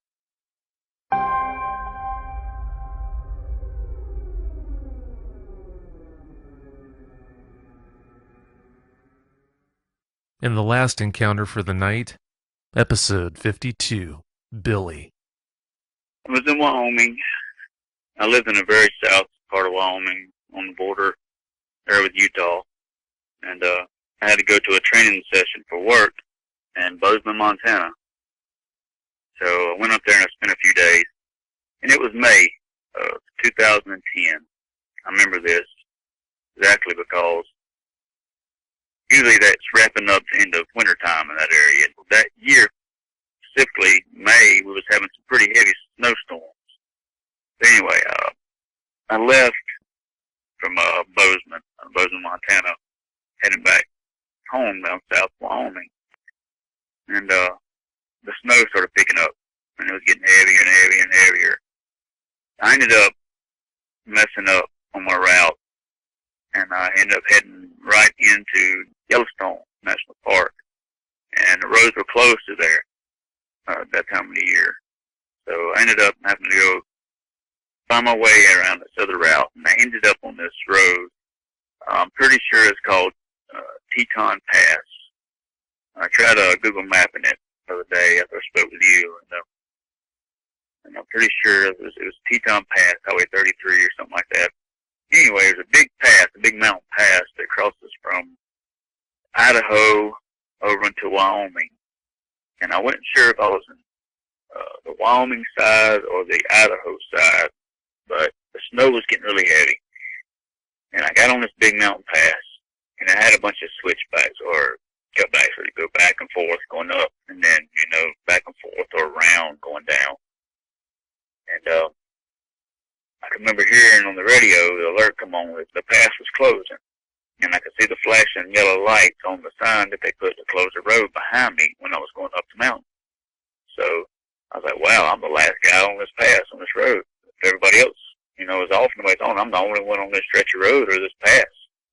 So anyway, I made it to the top, and I remember it was getting so bad, the roads were so slick, I didn't get to the point where I done took my seatbelt off and opened my door of my truck, not all the way open, but I cracked the door because I was waiting for myself to slide off that mountain, off that pass. I was worried pretty much when I was sliding off there. Anyway, I just started down maybe 3 turns going down, and I'm saying 3 turns, I'm not exactly sure, but it was about that long. I seen a whole big bunch of big orange sheep. I believe that's what they call them, big orange sheep. I'm from the South. I'm not too familiar with if the big orange sheep or the mountain goats, one or the other. I'm pretty sure it's a big orange sheep. Anyway, there was a bunch of them, and they was actually pushing into each other. They was ramming their chest and their necks into each other, like trying to push each other out of the way, like, get out of my way, I need to go, move. And like they was scared to death. You could see it in their eyes. Their eyes was wide open. They was heading up the mountain. I was going down. They was coming up. And I was like, whoa, that's cool. I've never seen one of them in real life. And I know they're pretty rare to people hunt them down to, climb up mountains, do a lot of hiking and a lot of time just to hunt one of these things down. And now I see a whole herd of them, a whole bunch of them. I was like, wow, that's cool. And I remember it's just getting dark. It's just getting dark. But if you know anything about snow and at nighttime, if there's any kind of anything like that, snow lights everything up pretty bright. So, but it was just getting dark. And I tried to get a picture of them, and I couldn't already make it out. I mean, I just could see the rear end of one of them. So that sucks. But anyway, I made another pass or 2 coming down, and there was another set of them. I mean, they was moving. They was coming up that mountain fast. I remember coming up on them, and I was trying to stop, and I wasn't going very fast, and I was sliding. And it's like, oh, crap, I'm going to hit them because they ain't stopping. They ain't worried about me. They worried about getting the heck out of somewhere. They was moving. They was going. Anyway, there was something else I seen that night that I meant to share with you that I kind of put the pieces together later about what I think it could have been. But I seen a baby deer. He was young and a little when he had spots all over it. And he was out there by the road, and he was looking around. I was looking for Mama deer. She was nowhere around. I was like, wow, well, that's odd to see a baby deer by itself, that young, looking around. I wouldn't say he had spots on him, but he was young. I don't know if he was orphaned or if he was a runt or what, but he was a little bitty deer. And he may have been, didn't need a mom or whatever, but anyway, I don't even know what time they even born up there anyway. I come on down, and I ran into a car. There was a car on the side of the road, and I remember thinking, wow, I'd hate to be stuck up here, broke down. And, well, I was thinking, well, I'm going to check this car out and see if maybe I can see if there's license plates. Maybe if they're local, I'm sure somebody else can help them quicker than I can if they get a cell phone. I couldn't do much for them. If they're out of town, I want somebody to help me out in a place like this, being stuck out of town. So I'm going to stop, I remember stopping up to the other side of them, and I couldn't see their tag. It was packed with snow. It was packed all over it. And I looked in the window, and there was nobody in the car. So I continued on. Well, a little ways on down the road, I noticed there was a big black mass on the right side of the road. And it looked like maybe there was a really large person in a big coat in a ball. But it was really big, I just couldn't place what it would be, and then I remember worrying, thinking, maybe the owner of that car had gotten out and tried walking down the mountain, and the cold got them, or they slipped in the road. Maybe somebody hit them, or somebody slid into them and hit them, and they kept going. And got scared. All that stuff's going through your mind because there wasn't no snow on this black thing. The snow was coming down hard. It was sticking everywhere, and it was odd. So I was like, well, it could be a person. Snow's not sticking. Maybe no body heat, whatever. Maybe it's more than one person, and they balled up under, a blanket or something. That stuff's going through your head. You just can't quite see good. It's snowing pretty hard, and it's blowing. Well, I pulled up behind it, fairly close, but not that close. And I opened my door. I got out, and the wind was blowing, and you could hear the wind whipping through the trees. And the snow was so bad it was sticking in my eyelashes where I was trying to keep out my eyes. I couldn't see hardly. And then I walked up to it, which I found out when I got close that it was behind it. And I was trying to make out what was going on. And about that time, I heard a bone break, tendon tear, meat rip, or some kind of, crunch or tear. And at that same exact moment in time that I heard that, I noticed I was looking at the back of a wolf head, a very large wolf head that was squatted down, bowed over, and what I was looking at was the back. It was the back of the thing. It was a big black mass. You couldn't really tell what it was like that. You don't expect to see anything living that big person. Anyway, at the moment I realized what I was looking at, I turned my head to the side to get out of there. I was going to turn and take off. Well, right when I turned, I'd say not turned because I'd be turned, but I'd say as I was turning side, this thing looked over its shoulder at me. If I'm looking at it and it's looking away, it looked over its left shoulder at me. It looked over its left shoulder, and it had a look on its face like, kind of like I did. Like, oh, look. And it all happened so fast. It went from oh to rage to blown out, ticked off rage. And the sound like a dog would make, or a wolf you'd hear on TV or Discovery Channel, and if they're eating something and another one comes up there and tries to get it, and another one ties into him and snaps and growls and rips, the kind of attack sound they make. It sounded like that, but magnified. Like, I can't tell you how long. It was loud, it was big, and it was deep, and it ripped me. I could feel it just tore into me. It's kind of, I'm trying to make sure that I won't miss anything, and it's kind of hard to relive through this. But as I turned, this thing did that, and I could see it lunged. It lunged, made a lunge motion towards me. And the look on its face was, I got you, ticked off. Nose was wrinkled up. Eyes was squinched down. He had his really long pointed ears on top of his head. Really long. He was jet black.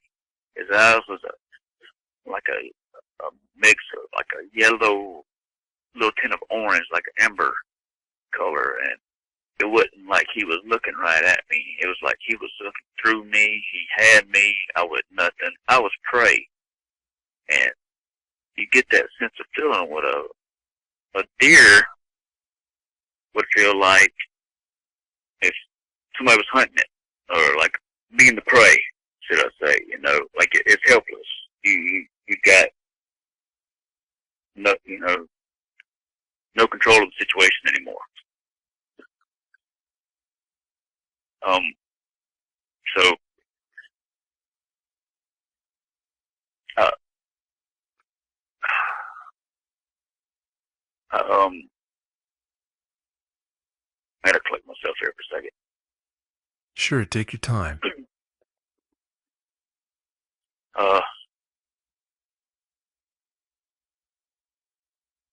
Okay. Anyway, now as I turn to run. I take off and I slip on ice and I slide.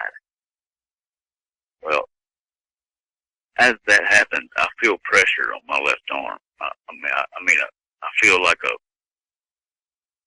frog almost, like a dead leg, like somebody punches you a muscle and it cramps it.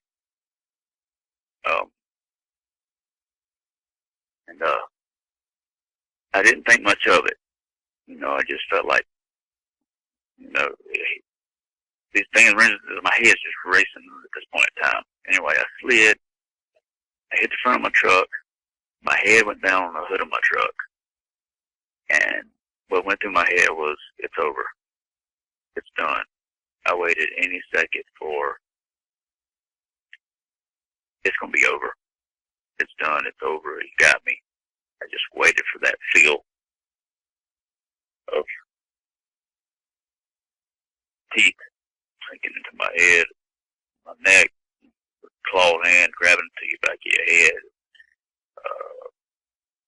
being jerked up, torn to pieces.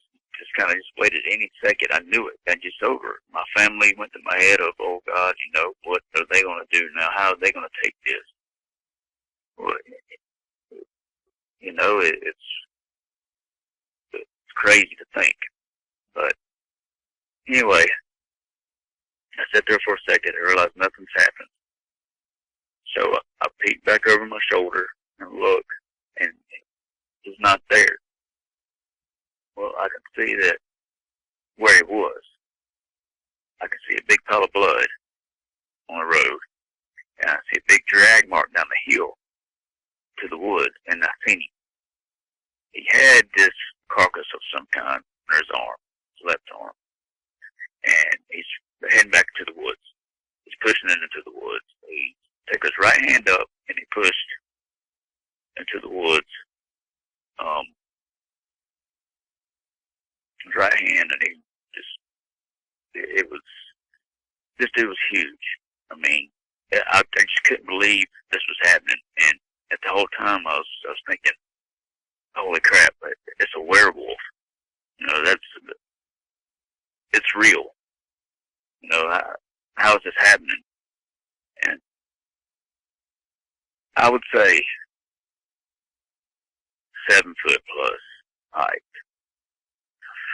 4 foot wide shoulders, smaller waist, jet black, coarse hair, not very long, but not real short. I can remember when he lunged at me, I can remember seeing his chest, a chest muscle, like pecs and shoulder muscles, and I seen the color of his skin, like a blue grayish leather look. He had hands that looked like hands. He looked like it had like a mitt, like a paw on his palm. If that makes sense, like a dog paw on the palm of his hand, but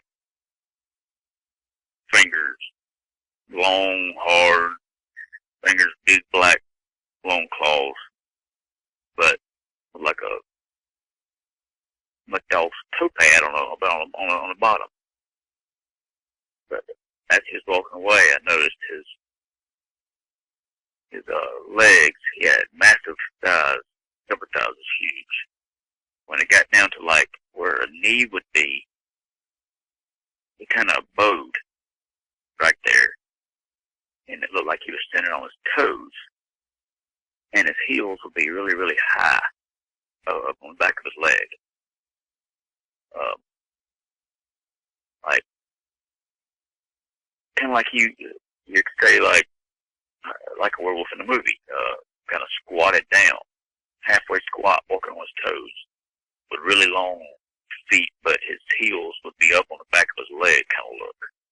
If that makes sense. So I'm explaining that right. Kind of like a dog's leg. Mixed a man's leg with a dog's leg. He had a thigh, but he had that lowered backward bend in his legs, his toes. He pushed his own way, on himself onto the woods, carrying whatever he had with him. And that's when I come back to reality of what I need to do. I took off. I tried to get in my truck. I was sliding around all over the place. I jumped in my truck, tried taking off, and I was spinning, sliding all over the ice. And I was freaked out, thinking, "Holy crap, man! Come on, we got to go. I'm scared. Get the hell out of here. I need to go." And I couldn't. I remember it was irritating and scary at the same time that I couldn't get out of there fast enough because I was on this ice, sliding all over the place. Anyway, I get a little ways down the road, and the shock and the adrenaline is starting to wear off, and I feel this pulsating a little bit of pain in my left arm, and I feel this tickle, like a tickle, something on my elbow, like a little weird tickle feeling on the tip of my elbow. And I got stopped. I guess I'm off the pass by now. I got off the mountain pass. I'm on a flat road, and the snow's wearing off. And I get myself stopped. I look at my arm. I turn my light on inside of my truck, and I realize that the arm of my sweater is shredded. I mean, it's ripped. It's ripped the heck back. Good. There's 4 good, distinct rips through the forearm of my sweater. And I can see blood through there, so I get my sweater pulled off there, and my arm is shredded 4 spots. I got 4 shred marks on my arm. 2 big ones on the outsides, and then 2 shorter, smaller ones in the middle.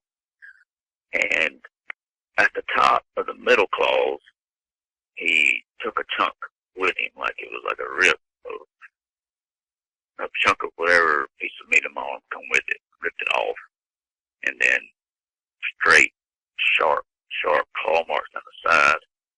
On the bottom side of my forearm was bruised pretty bad. It was like I couldn't tell if it was a squeeze or a thumb or if a bite. Bottom side of the jaw squeeze or what, but it was pretty wide. I know you were saying, you was talking tonight. It was probably too wide to be his mouth, I'm not sure to say how wide his mouth was. It was pretty wide, but not big, thick wide. He had a long muzzle, about 5.5 inches long.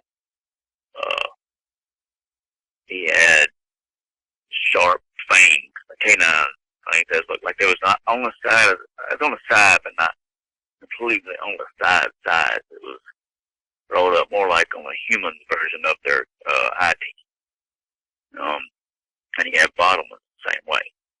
And his teeth in the front and the bottom was sharp. And they was on the side back, like his molars were sharp on the outside edges, like they was folded and bent. Like kind of angled inside towards his tongue, towards the center of his mouth, and sharp on the outside and curved up on the inside. It's kind of hard to explain that, but it looked like the dude just walked straight out of a horror movie, comic book or something. You'd see on TV. I don't watch much movies at the time I was growing up and stuff, so I do know that I've seen some movies that this dude looked like it come out of. It was. Anyway, I'll get tied up in the whole mess of that thing. It just freaked me out. Anyway, I took out my arm, and I'm bleeding pretty bad. He ripped it pretty good. So I took my shirt on off and I wrapped my arm and I get it wrapped up. And I actually wrapped a piece of shirt I had around my arm and I had some duct tape like I always kept inside my seat. I always keep duct tape with me and wrapped it up. And I had my suitcase with me. I grabbed another shirt, another sweater, put it on. I wasn't going to tell my wife about it because I'm bad about, I still think there's, a lot of good people left out there, and I'll, see somebody broke down or walking, I'll stop, check on them, help them out, give them a ride, whatever. And my wife always gets on to me about that. She's like, you're going to do that one day, and somebody's, going to get into something you ain't going to like, or it's going to be a bad situation, or bad guy, or whatnot. So I wasn't going to tell her I was going to hide it, so I got that put on. Anyway, I can't remember the rest of the way home. It's a blur, to tell you the truth. It was, I think my mind was off somewhere else. I couldn't process this thing. Anyway, I got home. I got, I hit it pretty good. I hit it for a while, about a week. Oh, I say about 5 days, 1 to 5 days. Nightmares just getting bad, sweat, and then my wife found my shirt. I didn't hit it too good. She found the sweater that was ripped, the rips in it shreds, and I had to tell her what happened. I told her what happened. She didn't doubt me at all. She said, I know there's something out there, but I can't say what, but I was sure, there's, I don't doubt when people say they've seen something, and me being her husband, she didn't doubt me one bit. But she did tear into my butt for stopping and told me that, I better not stop my butt again for nothing like that ever again. But anyway, the sweater I had on was like a thick wool. It was really thick, like they call it, I can't remember what they call it. I can't remember, but it's really thick, really, really hard, dense, packed sweater.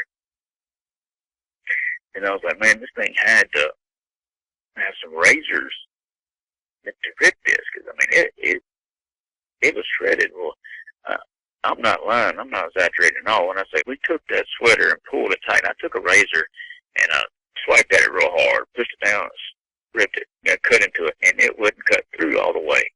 On that first swipe, it took a couple swipes. So whatever it used, whatever it hit me with was razor sharp. It was sharp enough to cut through the sweater, no problem, all the way through, and down a long ways, and through me a good bit, and take a piece of meat with it. So, I'm pretty sure it was a hand, a claw that took a swipe at me, because, it was sharp, and you could actually see on, especially on the outside two swipes, the cuts, it looked like a triangle started, like an A, there's the point of them is just one little point, but as they come down, two lines kind of separate, like you was, like kind of an open dog's toenail on the bottom. You see what I'm saying? Like if you look at the bottom of a dog's toenail, how they got an opening in the toenail, a cup, you know what I mean? Like from the point to the back is kind of an A-shaped triangle. It's kind of like that on the two outside ones, but they was close together and it was real sharp, a real sharp cut. Not only do I want to thank the eyewitnesses whose encounters you heard on tonight's show, I want to thank all the eyewitnesses who are nice enough to share the details of their encounters with all of us on the show. I really do appreciate it. I also really appreciate the listeners. If you take time out of your day to listen to the show, I want to thank you. Thank you so much for tuning in, and have a great night. If you've had a dogman encounter and you'd like to speak with me about it, whether in private or on the show, you can reach me at contact@dogmanencounters.com. I'd love to hear from you.